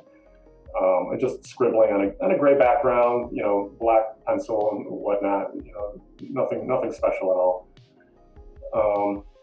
But now I'm trying to hammer out the details of the car, kind of progressing with the sketch here. And if you don't know my lean already, or if you don't know my work already, it's certainly very graphic and colorful. A lot of shapes and emphasis on shapes and color and line and stuff. So I have that in my mind sort of all the time. And moving through the sketch now, I'm starting to think about those shapes and sort of those simple forms for the car, as that's going to be one of the challenging aspects for me. I say here, I'm always thinking about simplifying everything and boiling down the design to simple shapes. When I can be that bold, when I'm not worried about the rendering or pushing pixels around or even perspective, I can feel like I'm having a lot more fun finding interesting shapes and kind of balancing all that stuff. So this is me kind of working out that stuff a little bit. I'm drawing these light blue shapes just to illustrate, but I don't go as far as to figure that out separately. And I think the references of the car really helped in this aspect too. There were other angles and other photos, because I don't know what the heck all those goofy shapes are up there, all that equipment and stuff. But when you can have references from a couple different angles, and you're not just kind of focused in on one picture or one shot of something as your reference, you start to have more of a mental image in your mind of how this thing is built and how you can kind of tackle it. And that's what obviously all these little cylinders and blocks represent, simple planes. And I have a note here included about Slimer. I kind of just doodled this little Slimer here. And it was just a reminder for me, basically, that like all this stuff is going to be kind of flat and cartoony or flat and graphic. Don't get carried away with the perspective or the geometry of the car, or get too hung up on that. Like, I want the car and this goofy Slimer, I want it all to feel like it's part of the same world. So that was kind of more of a thinking back in hindsight when I look through some of these images. I think that's what that doodle was. And sometimes you're not even aware of what you're doing, but like, okay, here's a little blob of a sketch, and it's triggering you of other things, and in this case, keeping it all kind of in the same world. So now we're kind of like, next step is like, fleshing out that sketch a little bit more, but I'm kind of starting to push things and exaggerate things, and I dropped that horizon line in there and kind of tilted everything, and got the skidding tires, and maybe the car could be kind of skidding or escaping, maybe something a little more action oriented. and pushing those shapes, really elongating the tires, like slanting those rubber wheels. And I pulled the whole cab up of the car because I'm still thinking like I'm going to put people in the car, right? I need a lot of space, so that helped contribute to this exaggerated look of the car by kind of stretching up that cab. And I just did that with a liquify tool. Like this was all kind of sketched on one layer, the black line work, and then pull that into liquify, get a big fat brush and kind of just yank things around a little bit, pull that whole part of the cab up. And I think one of the byproducts of that is you can see kind of these curved lines here. That's kind of where the brush was yanking everything. The brush was that big and pulling everything up. Those curved lines were like lending to this really unique kind of distortion or exaggeration where everything was kind of falling on these arcs.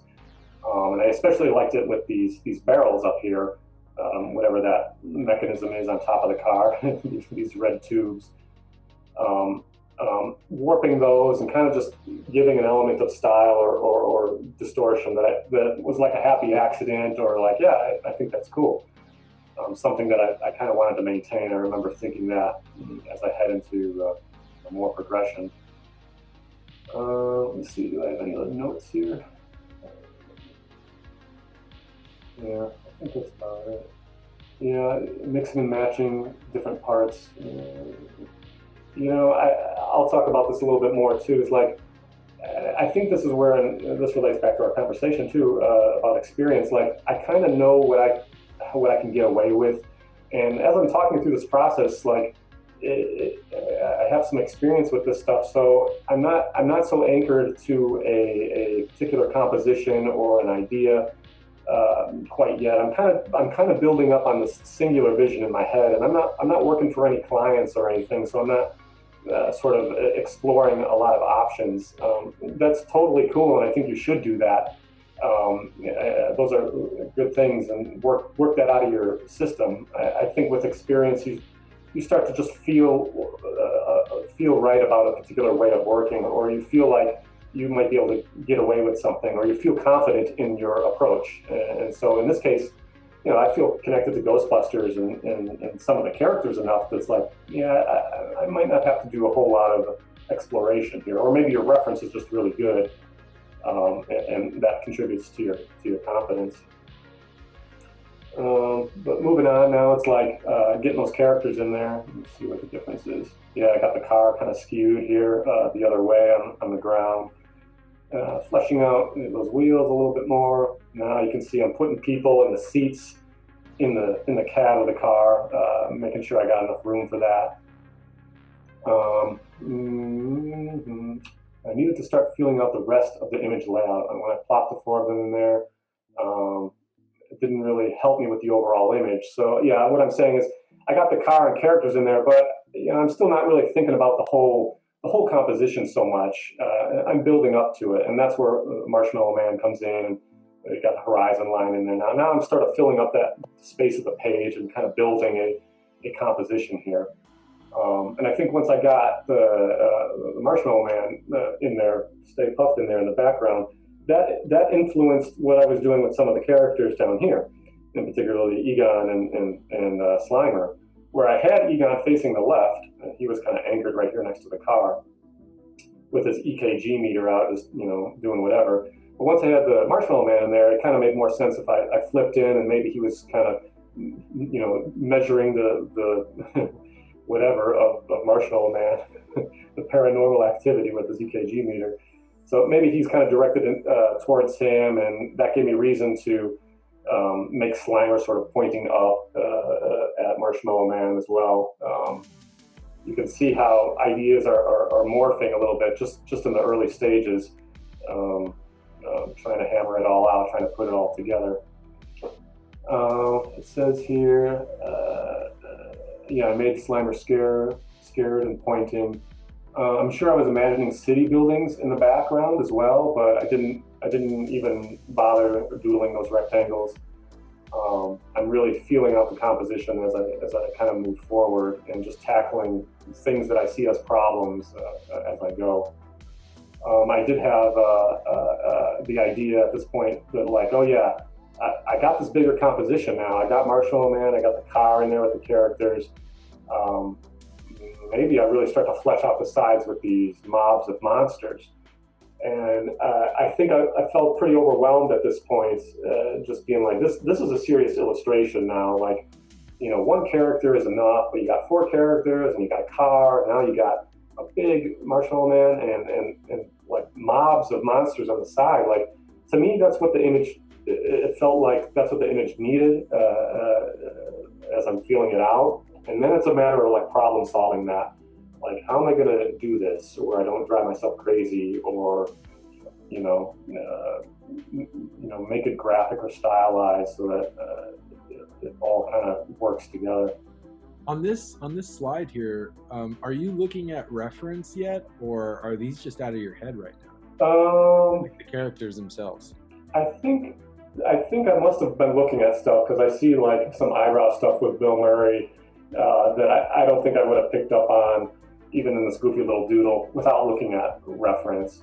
So I probably had an image or multiple images open, but these guys are just kind of placeholders still for the composition, just doodling them in there.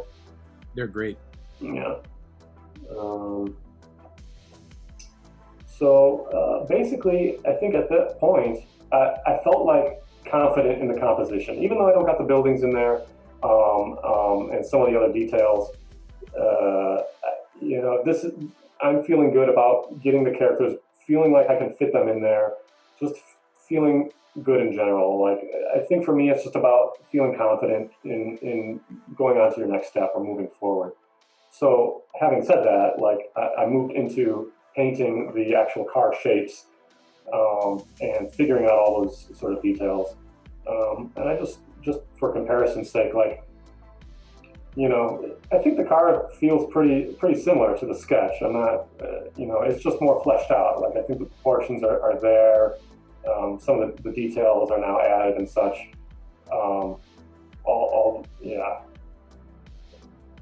But really just getting in and now actually making that all happen.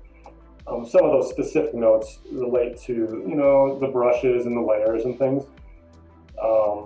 And I have notes in here that says, like, I use a brush with a rough edge. It could be anything that's like a pastel or a graphite. I think maybe like, I don't know if it was like something like this. Let's see. Yeah, this is probably the brush I used. You can kind of see up close. It's all kind of chunky and weird, the pieces, and that just keeps my sanity, man. Like, when I'm zoomed in, like painting this stuff, or making these shapes, like, I don't want to worry too much about the precise look of the pixels, and that can definitely get on my mind as somebody who's done a lot of vector work and does stuff in animation. I'm constantly looking at some of those sort of design details. So my notes here are like, find brushes that feel good to you. Don't feel like you're a slave to the tool or to the output. And I think that's what helps me with a lot of this stuff, getting up close. And you can even see, like, this stuff is maybe a little blurry down here. Maybe I did some sort of transform or something on it versus some of the little pixels here. That's fine. When this thing gets zoomed down in a book and stuff, you're not going to see that. 300 dpi. So there's some just sanity notes there in terms of what I'm doing with the brush.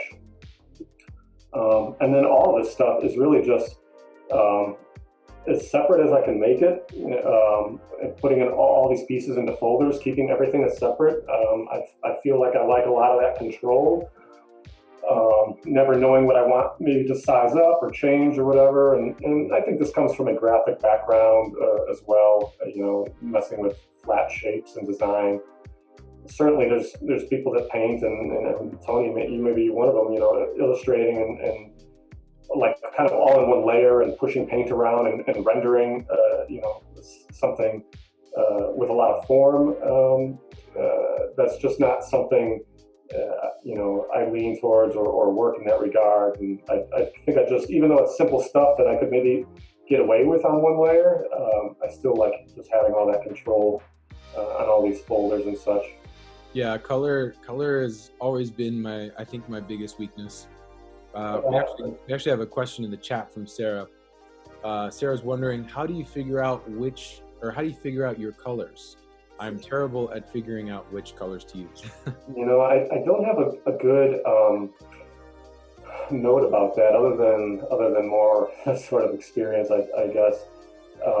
I know I feel weird saying this. There's a lot of people that put a lot of time into kind of color wheels and color palettes and trying to figure it out. And I feel like I've never put a lot of effort into that, maybe to a detriment. But I will say, like, keep some of the basics in mind, like contrast and like muted colors versus bright colors, or anything that kind of helps separate. I'm thinking about opposite colors: orange and blue, red and green, purple and yellow, stuff like that at times. But I love exploring with stuff. I like super hot stuff. I like muted things. I like combining. So I think it takes a lot of just back and forth experimentation. What I'll say with this piece, sort of in particular, or with this process in particular, and some of the process of my other stuff, is I'm really thinking about shapes and line first. So these are crazy ass colors on the car, and they're intended to be. I don't want to think about color at all right now. I'm just looking at shape and line and trying to find some good balances there. When it does come time for colors, I do like to, and I think that's in the next slide.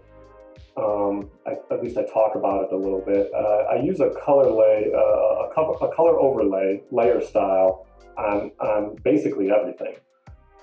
So all these individual shapes, maybe like this blue shape of the fender, or this red shape of the mirror, that could be painted with some crazy ass color, black, white, green, whatever. Then I put a color layer on it, different layer styles you can do in Photoshop, and I just assign it some goofy color. In this case, red for the mirror. And what I'm doing is, like, I know I'm going to come back to these color layers and basically find colors that I like and copy and paste it onto all the appropriate things. So in this car here, all this trim is sort of red, and maybe some of the chrome is red. So I know I want that to all kind of be at least the trim on the car the same color. When I find that color, when I find that like light blue for the chrome or for the metal, I'm going to copy that layer style and paste it to all those layers. And I feel like that gives me some element of control. There's a million different ways you can do color and kind of address things or whatever. I think there's a psychological aspect to it too, where it's like, man, now I get to connect the last dot, or man, I get to put the last puzzle piece in, and I can copy and paste this layer style across the whole thing and watch it, kind of take shape, or watch it take form in terms of color. And so there was probably some exploration with the types of color for the car here. I knew the car was going to be one color essentially, and I knew I didn't want to go white, like pure white or anything too white. I think that's where sort of like, when I say I knew, I think that's just where like sort of experience and kind of comes in. Like, you kind of have a thought in your head that, like, I don't want to be cliche. I don't want this to seem so stark white, right? Let's play with that a little bit, and that led me to kind of like find some beige colors. That's kind of all it really is.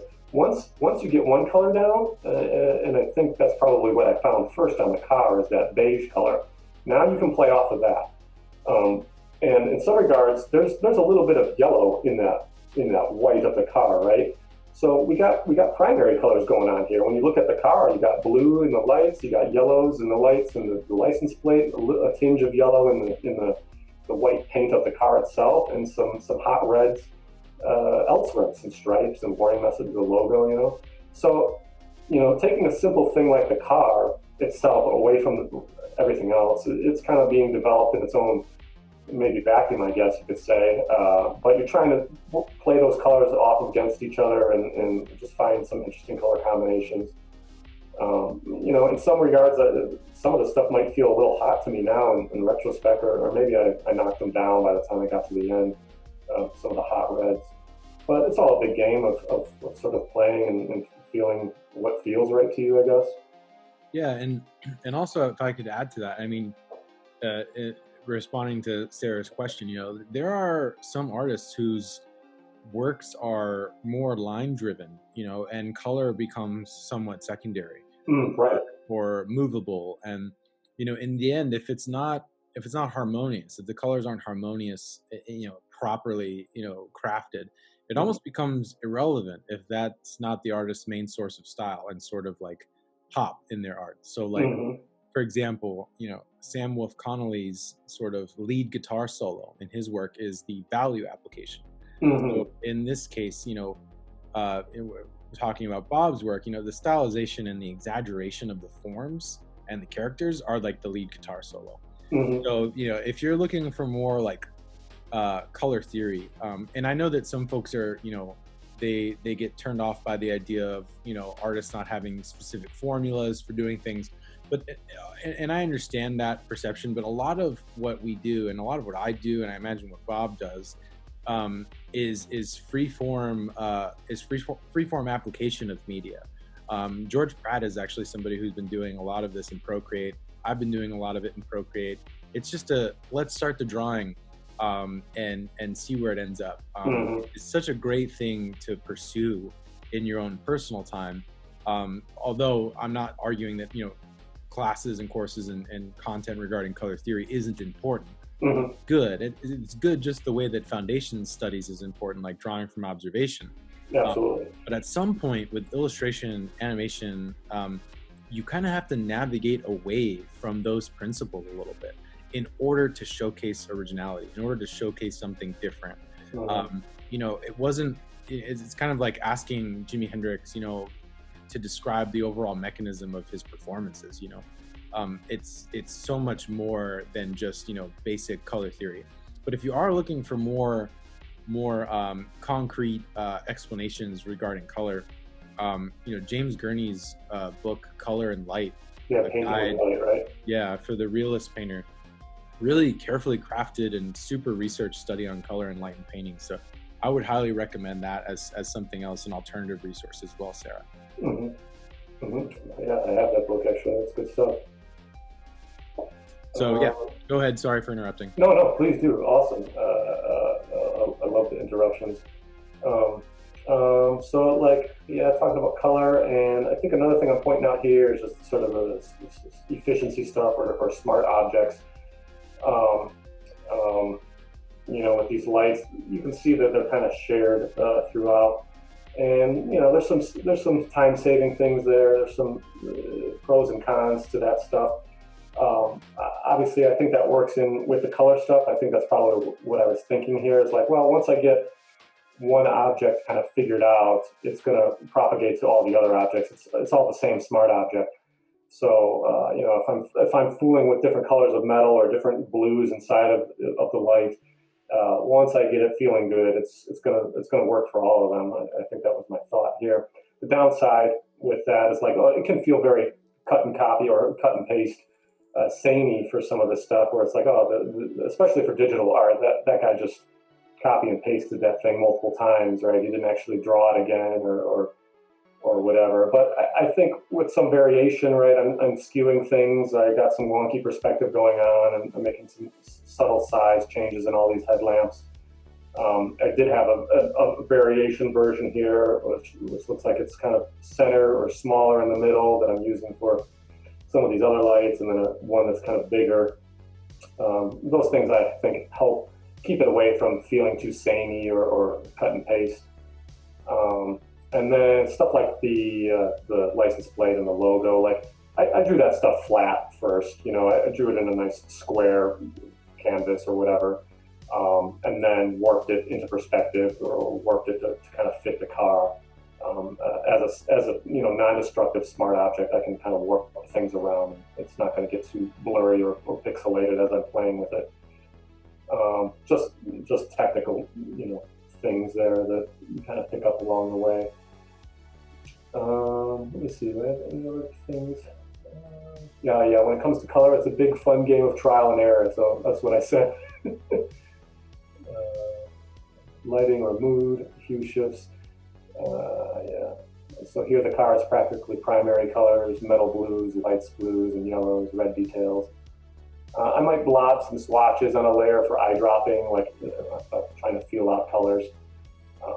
But yeah, that color overlay thing is a trick I've been using for a while now.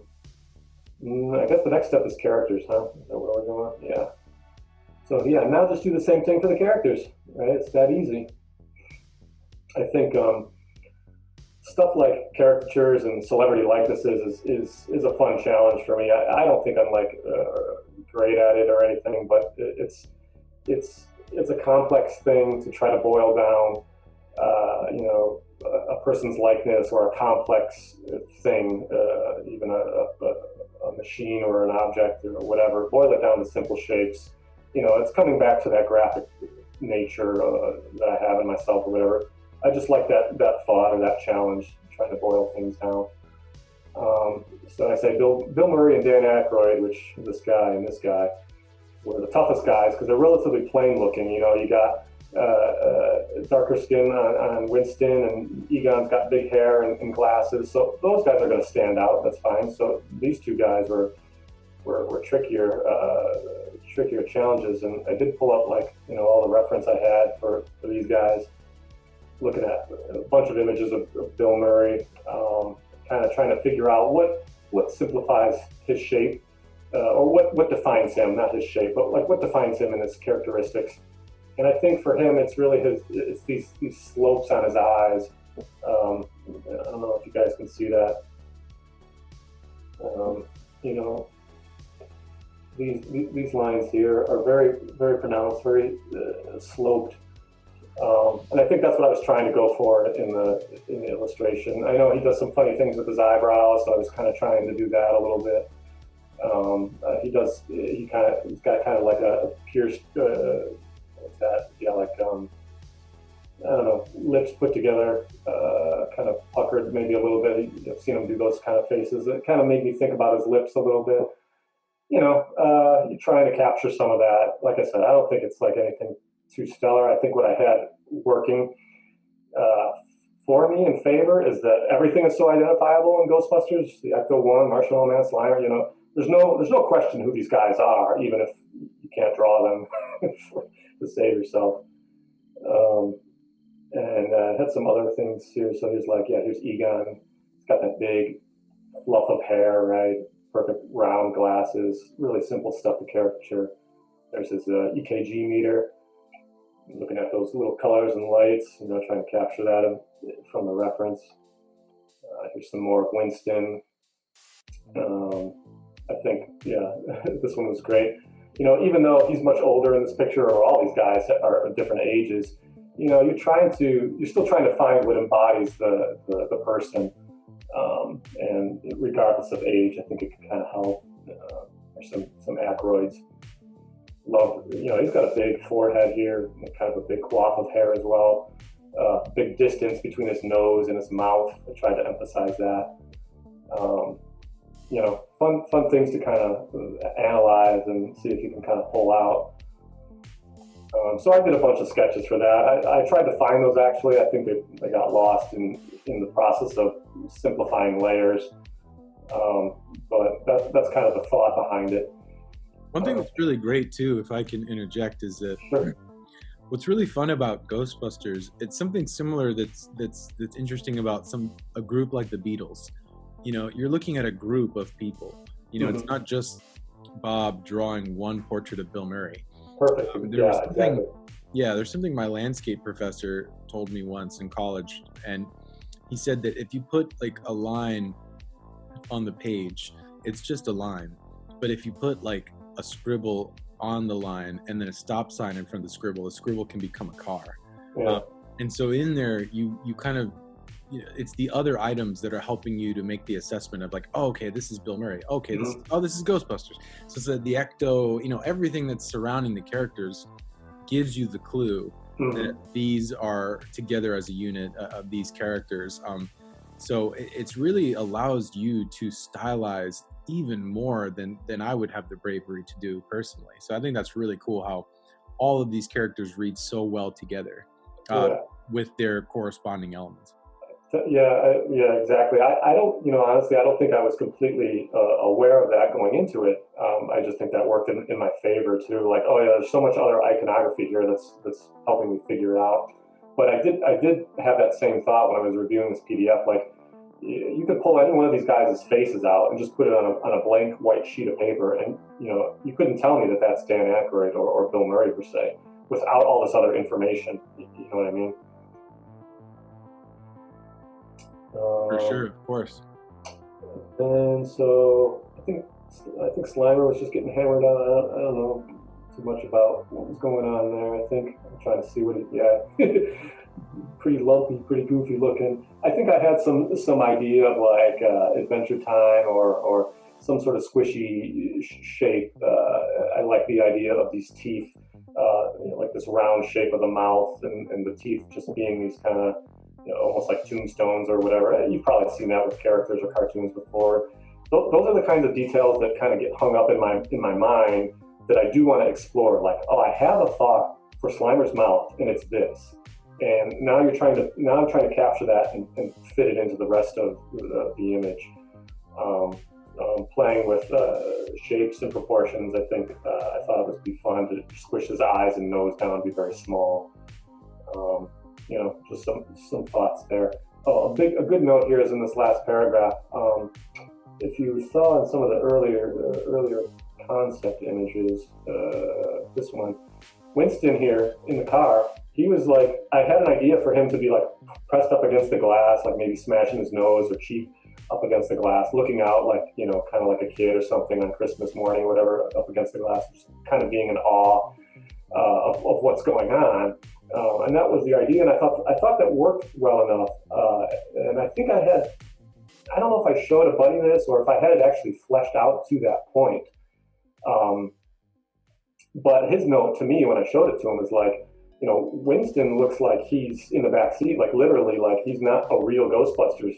He's not part of the team anymore. He's relegated to being locked up in the car, And I thought that was a great note, and that's what prompted me to pull him outside of the car and just have more visibility to him. That's great. Yeah, I think that's a testament to just having other sets of eyes on your work. Because at that point, I still felt pretty confident about the direction I was going, and I don't know if I had Winston fleshed out enough or not, but I just felt like, yeah, that's going to work. I can make that work. No big deal. Hey, what do you think of this, buddy? My buddy Adam Hopus, who I worked with on some other projects.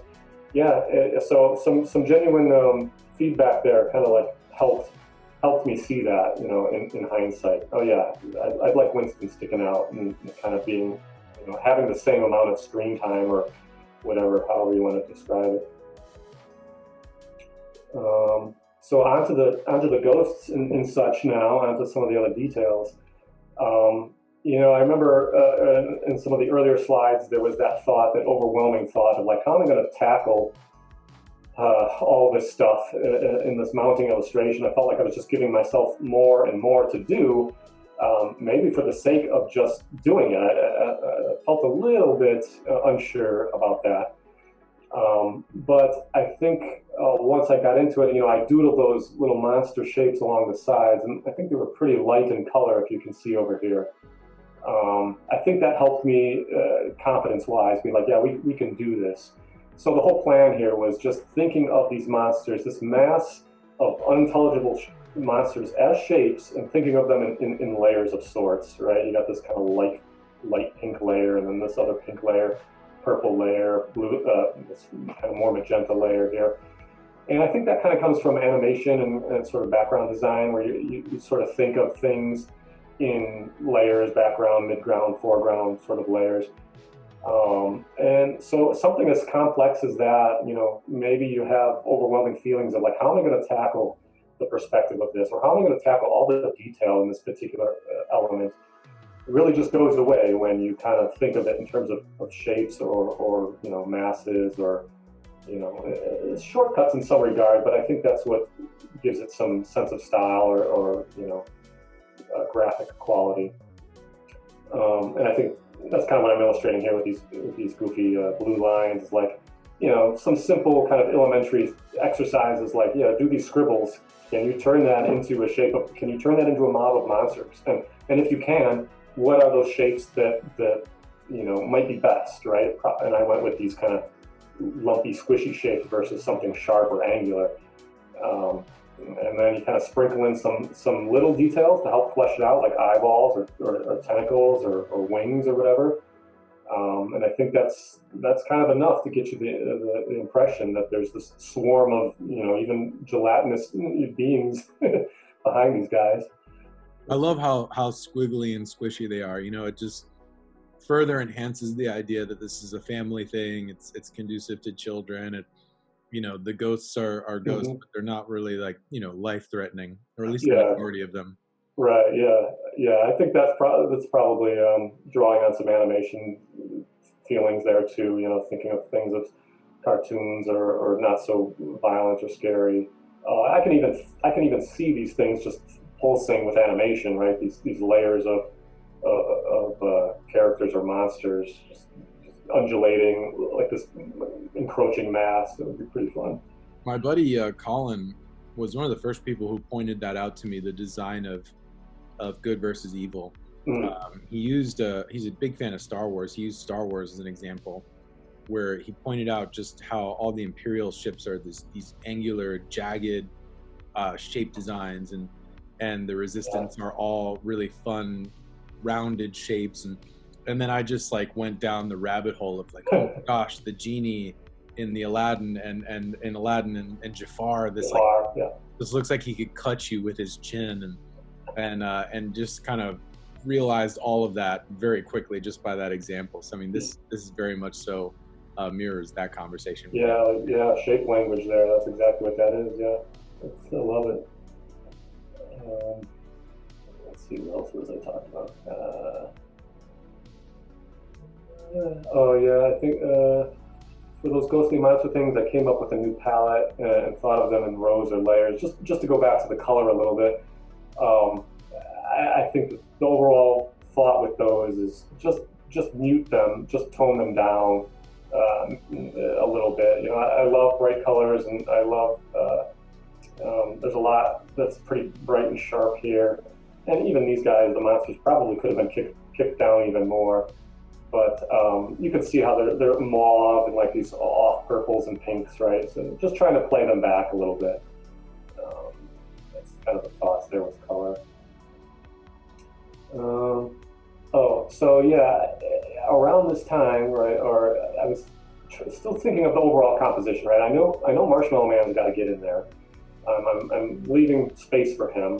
I'm going to work on him next, but I still have other things to solve. Like, I don't have the buildings back there, and I did have the idea of like these pink swirling bands of light or ribbon, and this is pulled directly from the movie, from the famous scene. I think I have that shot here. Yeah, this one. So after the containment unit blows up in the movie, all the ghosts are breaking free, and they're represented sort of abstractly by these, spots of light zipping all over the city and flying through. So that started to give itself. I mean, look at that shot. It's like I can play with that. I can play with those lines and those shapes. That gives me something to work into the composition here, and maybe try to play with something a little bit more. And you can see what it's doing. All these ribbons are filling in some of the negative space. I don't have the buildings back there yet, but that is the intent. And also, the big note here is just trying to lead the eye a little bit. And I certainly think that this piece is kind of busy in general when we'll look at the finished end, and like maybe you don't necessarily know where to look. There's a lot of bright colors and maybe a lot of things competing for your attention. But the thought was, there's a swooping line here that your eye might gravitate to and kind of sweep through from the top to the bottom and kind of land on the big detail here of the car. It's not like you're going to miss the car or the characters or whatever. You're probably going to see that first, but there is just a psychological thought to a lot of this stuff that I try to tap into. Even though this is graphic and kind of silly at times or whatever, there's still some sort of fundamental thoughts to some of this stuff. In terms of leading the eye or color theory or perspective or whatever. And I think this is one of those examples. Um, this big S curve that kind of swoops down. Um, I work in the gambling industry. You're always trying to, you're desperately competing for the player's attention because they're putting money into this game.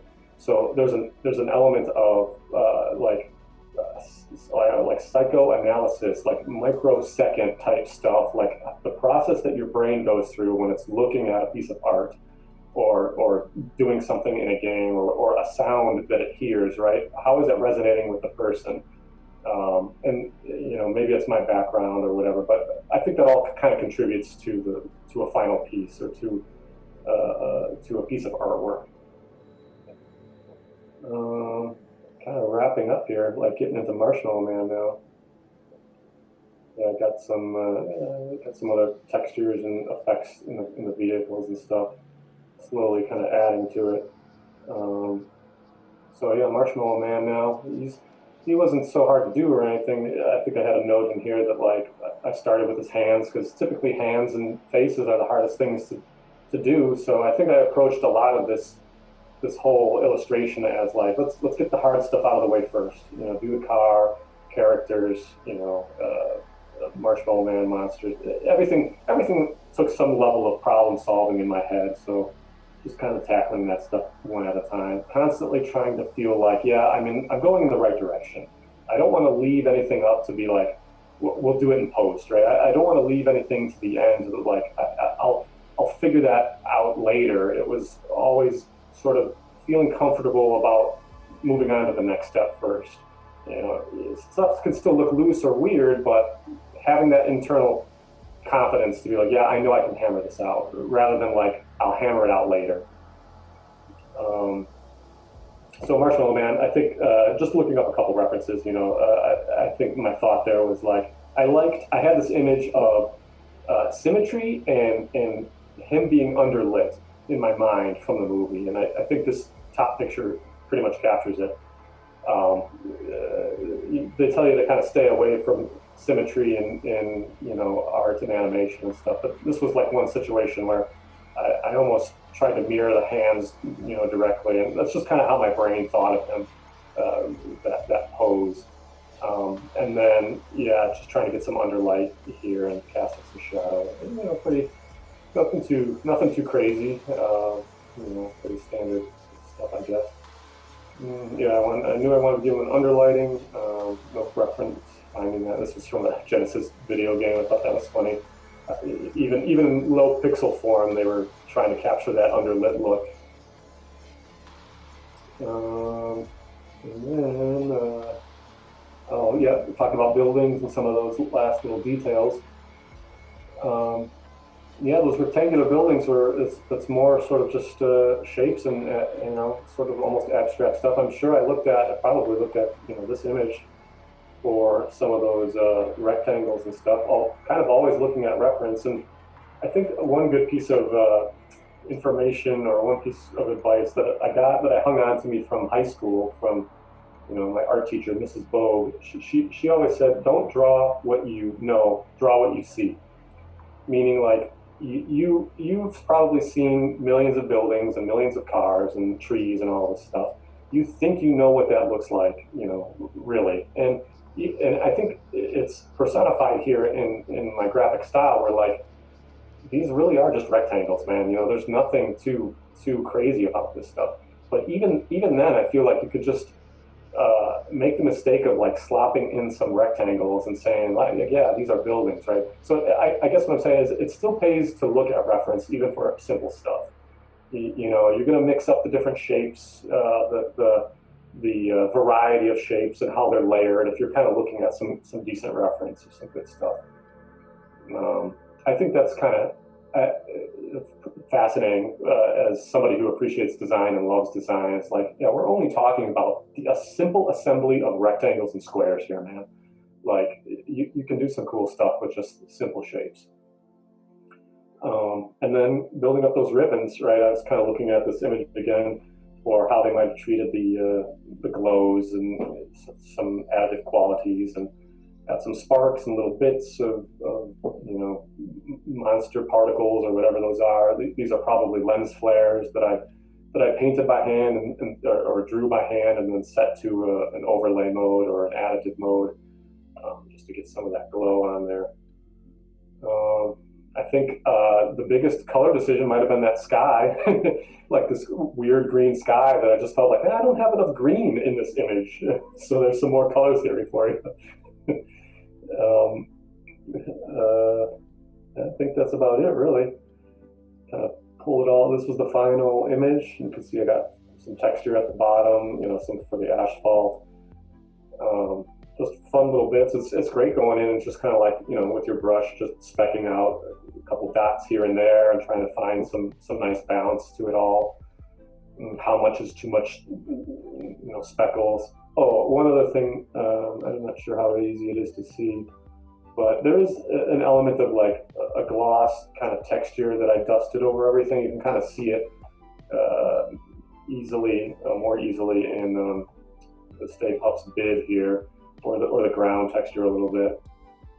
Yeah, you can see it's just a tiny bit of noise, and I think that's just a preference that, like, just trying to soften it up a little bit. I'm not necessarily trying to fool anybody that this is on a canvas or painted by hand or anything, but when some of these shapes look so crisp when they're knocked down and scaled down, up close that stuff had a rough line or a rough brush, but it looks pretty crisp. And I think, Tony, you even were thinking that like this was like vector work or vector illustration.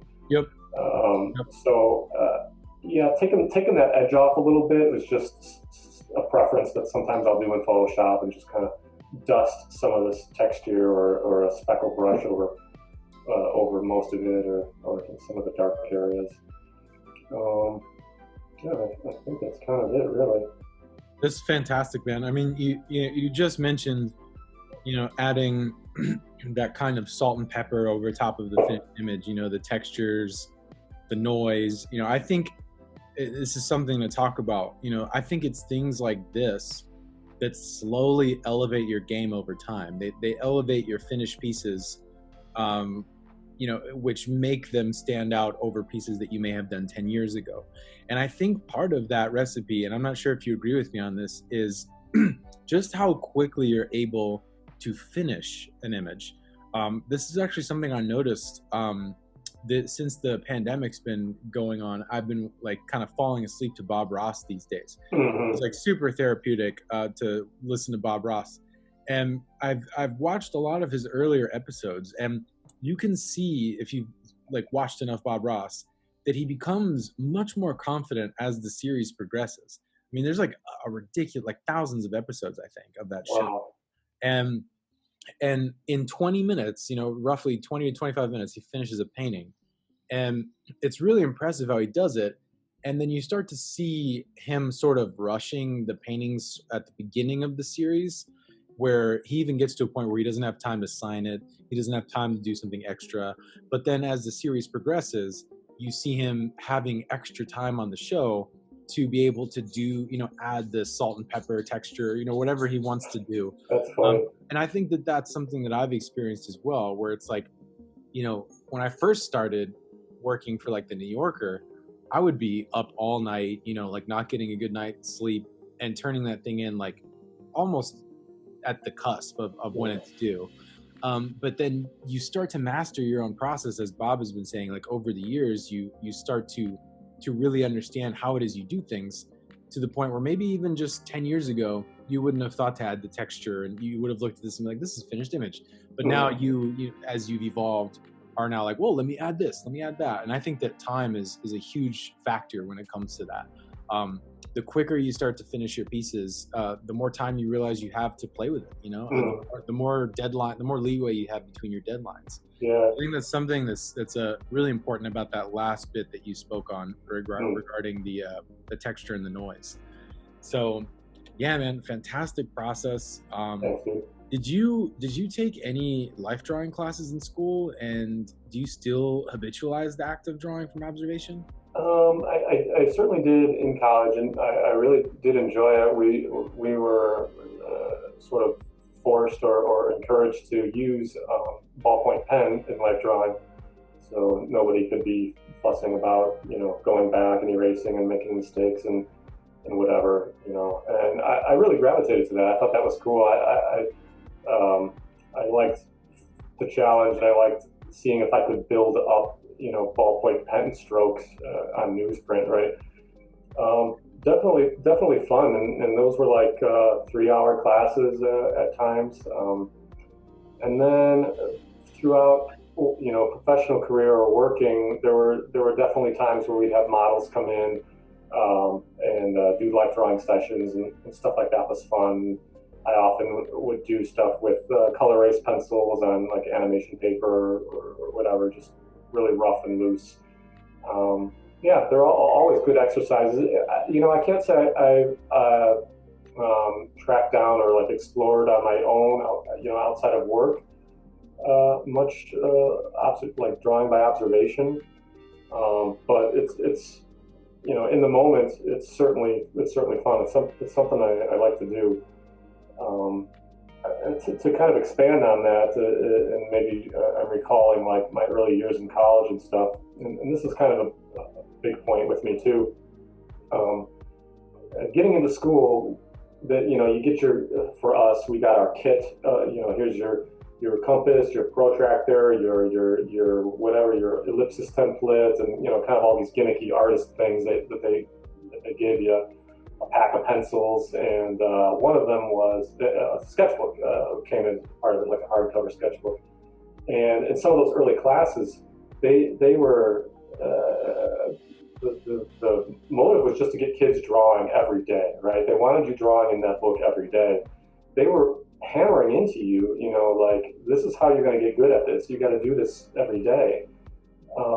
And I did the assignments that they wanted me to, but personally, I didn't feel I didn't like drawing on a whim, or I didn't like taking a sketchbook with me. I'm not an artist that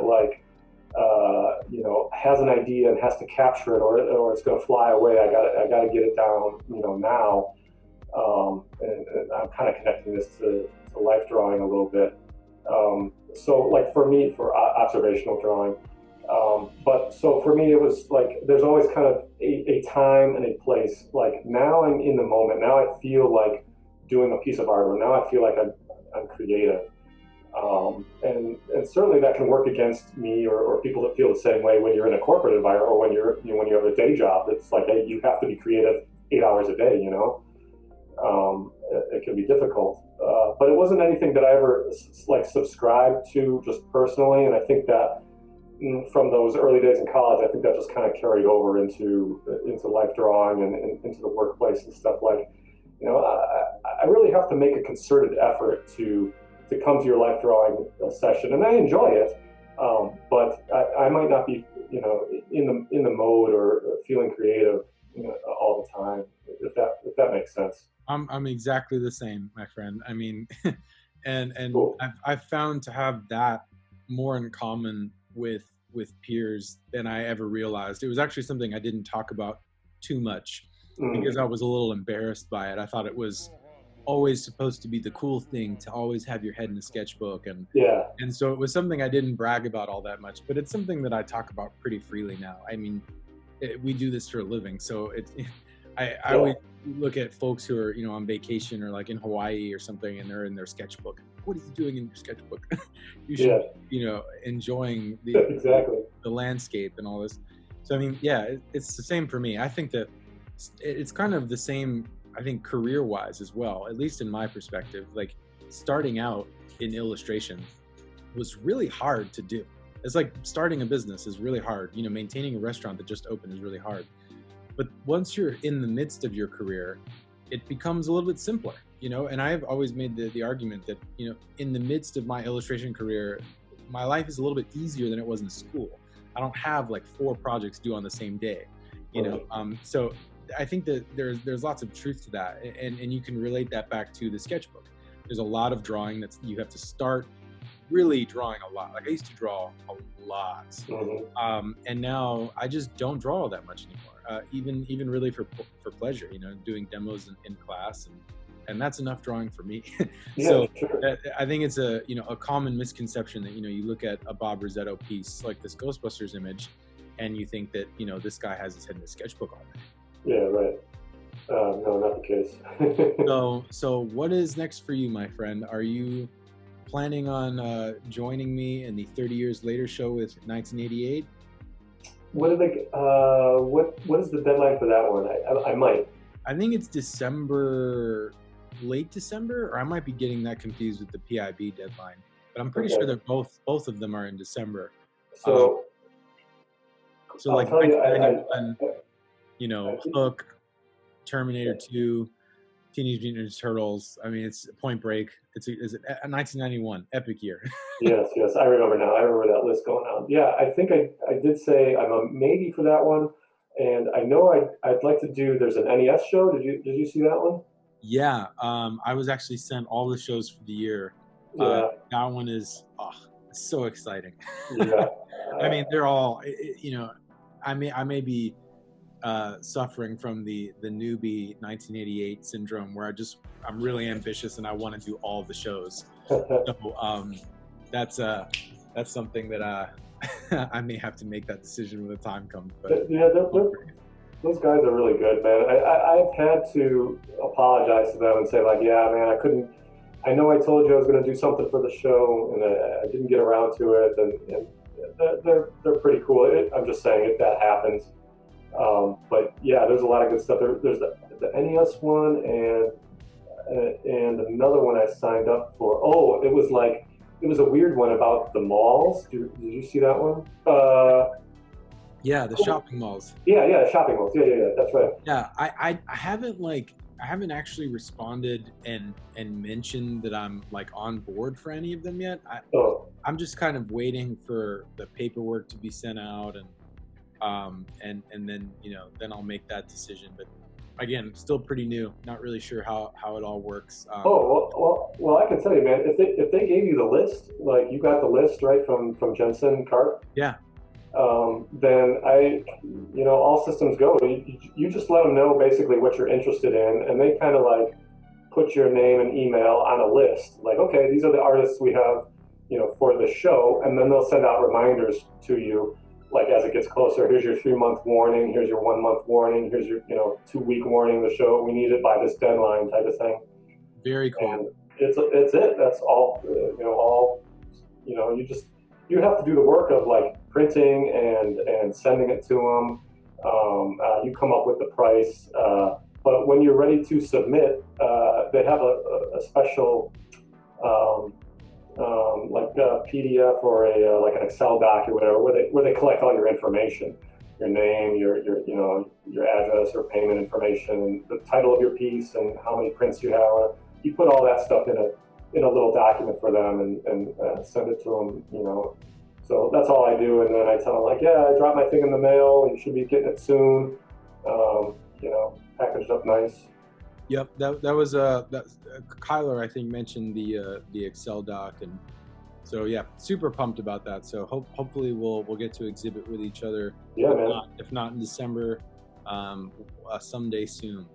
Sure. So anybody in the chat wanna ask a question or two to Bob while we have him here? Yeah, bring it on. Anything, man. Process or career or whatever I might be able to. Yeah, feel free to turn on your mics, turn on your cameras if you'd like, or just ask a question in the chat and I'll relay it to Bob. Hello? Yes. Hello, can you hear me okay? Yes, yeah. We can. Oh, how you doing? Hey, man, is this Paulo? Yes. Hey, how's it going? Good.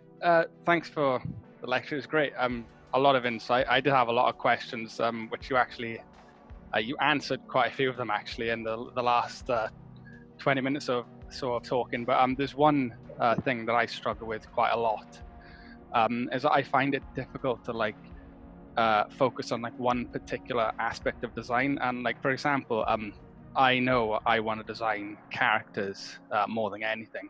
Sure. But I'll be watching like a TV show, or I'll be like scrolling through Instagram, or like looking through like an art book, and I'll be like, oh, I really like this prop, or I like these backgrounds, and I'll find myself flitting between wanting to draw backgrounds and then wanting to draw characters, and then just getting like demoralized if it doesn't work, and you know, I lose my style, and I can't figure out my style, and I want to like draw in someone else's style. And I was just wondering if you felt that way, and if so, how long did it sort of take you to get out to that and sort of nail one particular sort of style, if that makes sense? Yeah, I hear what you're saying. I've definitely been there for sure. I think probably every artist is going to go through this, you know, that feeling, if not once or multiple times. I think back to, again, like high school and college, and I, you know, I was in love with some of the guys from Image Comics, Jim Lee and Mark Silvestri, and Jim Lee particularly, Todd McFarlane, Eric Larson. A lot of those guys, they still are very inspiring to me for what they did, having left Marvel and started Image. And that's kind of a different subject. But I was always trying to capture that style, you know, comic book anatomy, and I loved how they were inked. Scott Williams did a lot of those inks. And, you know, I'm nowhere near that now, man. You know, I'm not even close. It's like, you know, it took me some years. You know, you go through, that's what I'm saying. You got to go through experiences, and you actually have to do it. I mean, it sounds like you're exploring a lot of this stuff already. You got to feel it out, and stuff will stick and stuff won't, and stuff will re-stick, and, you know, you just kind of work through it. But yeah, I certainly felt like I wanted to do that and sort of epitomize that. And then you know, animation kind of came into my view, and I've always had a fondness for it, but I really fell in love with it in college when I was actually starting to have the tools to see motion play out in front of me. And things like the 90s cartoons from Cartoon Network, like Cow and Chicken, Powerpuff Girls, Dexter's Lab, Samurai Jack. There was a whole wave of that from Cartoon Network that completely took me over. And just before that, Ren and Stimpy, huge inspiration. And if you know much about that artist, it's a tragedy, John Kricfalusi. But those huge impact visually, like style-wise and stuff. And you know, now I'm not exactly there. I think I've carried over some of that. You carry over a little bit from each, I think, as we were talking about, sort of as you mutate and grow. But you know, don't let it get you down or anything. I think you just got to keep feeling it out, see what sort of sticks. It took me a long time to figure out that the characters was my thing, or that I really love characters, and because it was like comic books, and certainly that's character based, but I thought it was like comic books, like the stories and the panel layouts and stuff, right? And then it was animation and movement, and I think when I found that, that's certainly a love that's lasted a long time.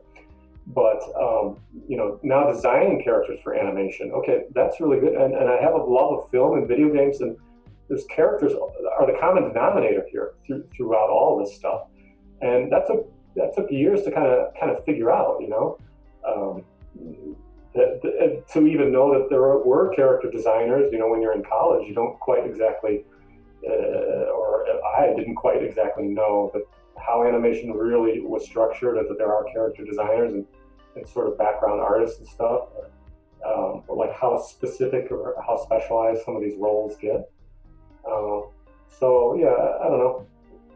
I guess just keep exploring. Just keep acting on what you feel like strongly attracted to, whether it's backgrounds or a prop or characters or whatever. Some guys can do it all, man, and man, I'm envious of that. Yeah, I feel that. Yeah, thank you. Yeah, sure. Bruce Riccardi, Heart Attack, right? Oh yeah, dude, did you watch that Ren and Stimpy special, that documentary? I haven't seen the documentary. I read about it somewhere. huge influence on my doodles as a kid. Yeah. I just didn't know who he was for years. I Yeah. just never, like, I wasn't a kid asking myself who the Ren and Stimpy artist was, you know. So yeah, that's a bummer. So tell me about that. What happened? Well, I did not. So I watched the documentary, which I encourage if you want to cough up the $5 or $6 on Amazon to watch it. They get into some of the dark stuff, but they cover the whole history, which is great to see. And Chris Riccardi was there from the beginning, and his wife was Lynn Naylor, and she was an awesome designer as well. And I did not know Lynn Naylor and John Kricfalusi were an item, were together. And they broke up at some point, and they didn't go into relationship stuff, but she ends up, I think she married Chris Riccardi, or they were at least going out together. And so, yeah, I didn't actually know Chris died until I saw the documentary, and I think they said in memory of, or they mentioned, in parentheses. And I looked it up, and it was like a heart attack when he was surfing, doing something he loved, I guess, and just sad and unfortunate. I mean, a lot of Ren and Stimpy was attributed to those guys, to Chris and Lynn, who were there from the beginning with John Kay. A lot of good insight on how that was developed and sort of the new ground they were paving in terms of entertainment or cartoons. Super tragic. Yeah. Paulo, thanks for your question. Yeah, man. Anybody Thanks, else? Anybody else have a thought? All right. Well, Bob, thank you so much for meeting with us and lending us your time for a bit. I'm really glad to have met you. I'm really glad that these other folks in the chat were able to meet you. Stay in touch, man. And I look forward to seeing what you make next. And really glad that we were in the GB book together, and hopefully we'll be in more. Yeah, man, we'll definitely stay in touch. I'm sure we'll cross paths at G88. This was awesome. I think talking to you like a new outside artist, I haven't met before, and just getting to talk about art and process and careers and stuff. Now in these kind of COVID times, it's not something I've been doing much of. So great to have this dialogue, and I'm happy to share with any of the students, or anybody can follow me or connect with me on Instagram or email or whatever. All my information's in the PDF. Certainly reach out and connect if you have other questions. I'm not a stranger. Thank you, Bob. Thank you. Yeah, pleasure to meet you. And yeah, I feel the same. It's hard to get out and to communicate with folks face to face, and let alone meet new folks. So super privileged to have met you, and I look forward to whatever the future brings to you. So everybody, have a great Friday. Have a great weekend. Be safe. And this recording should be available within the day. And I'll let you all know via email and also social media. So thank you so much again. Thanks a lot, guys.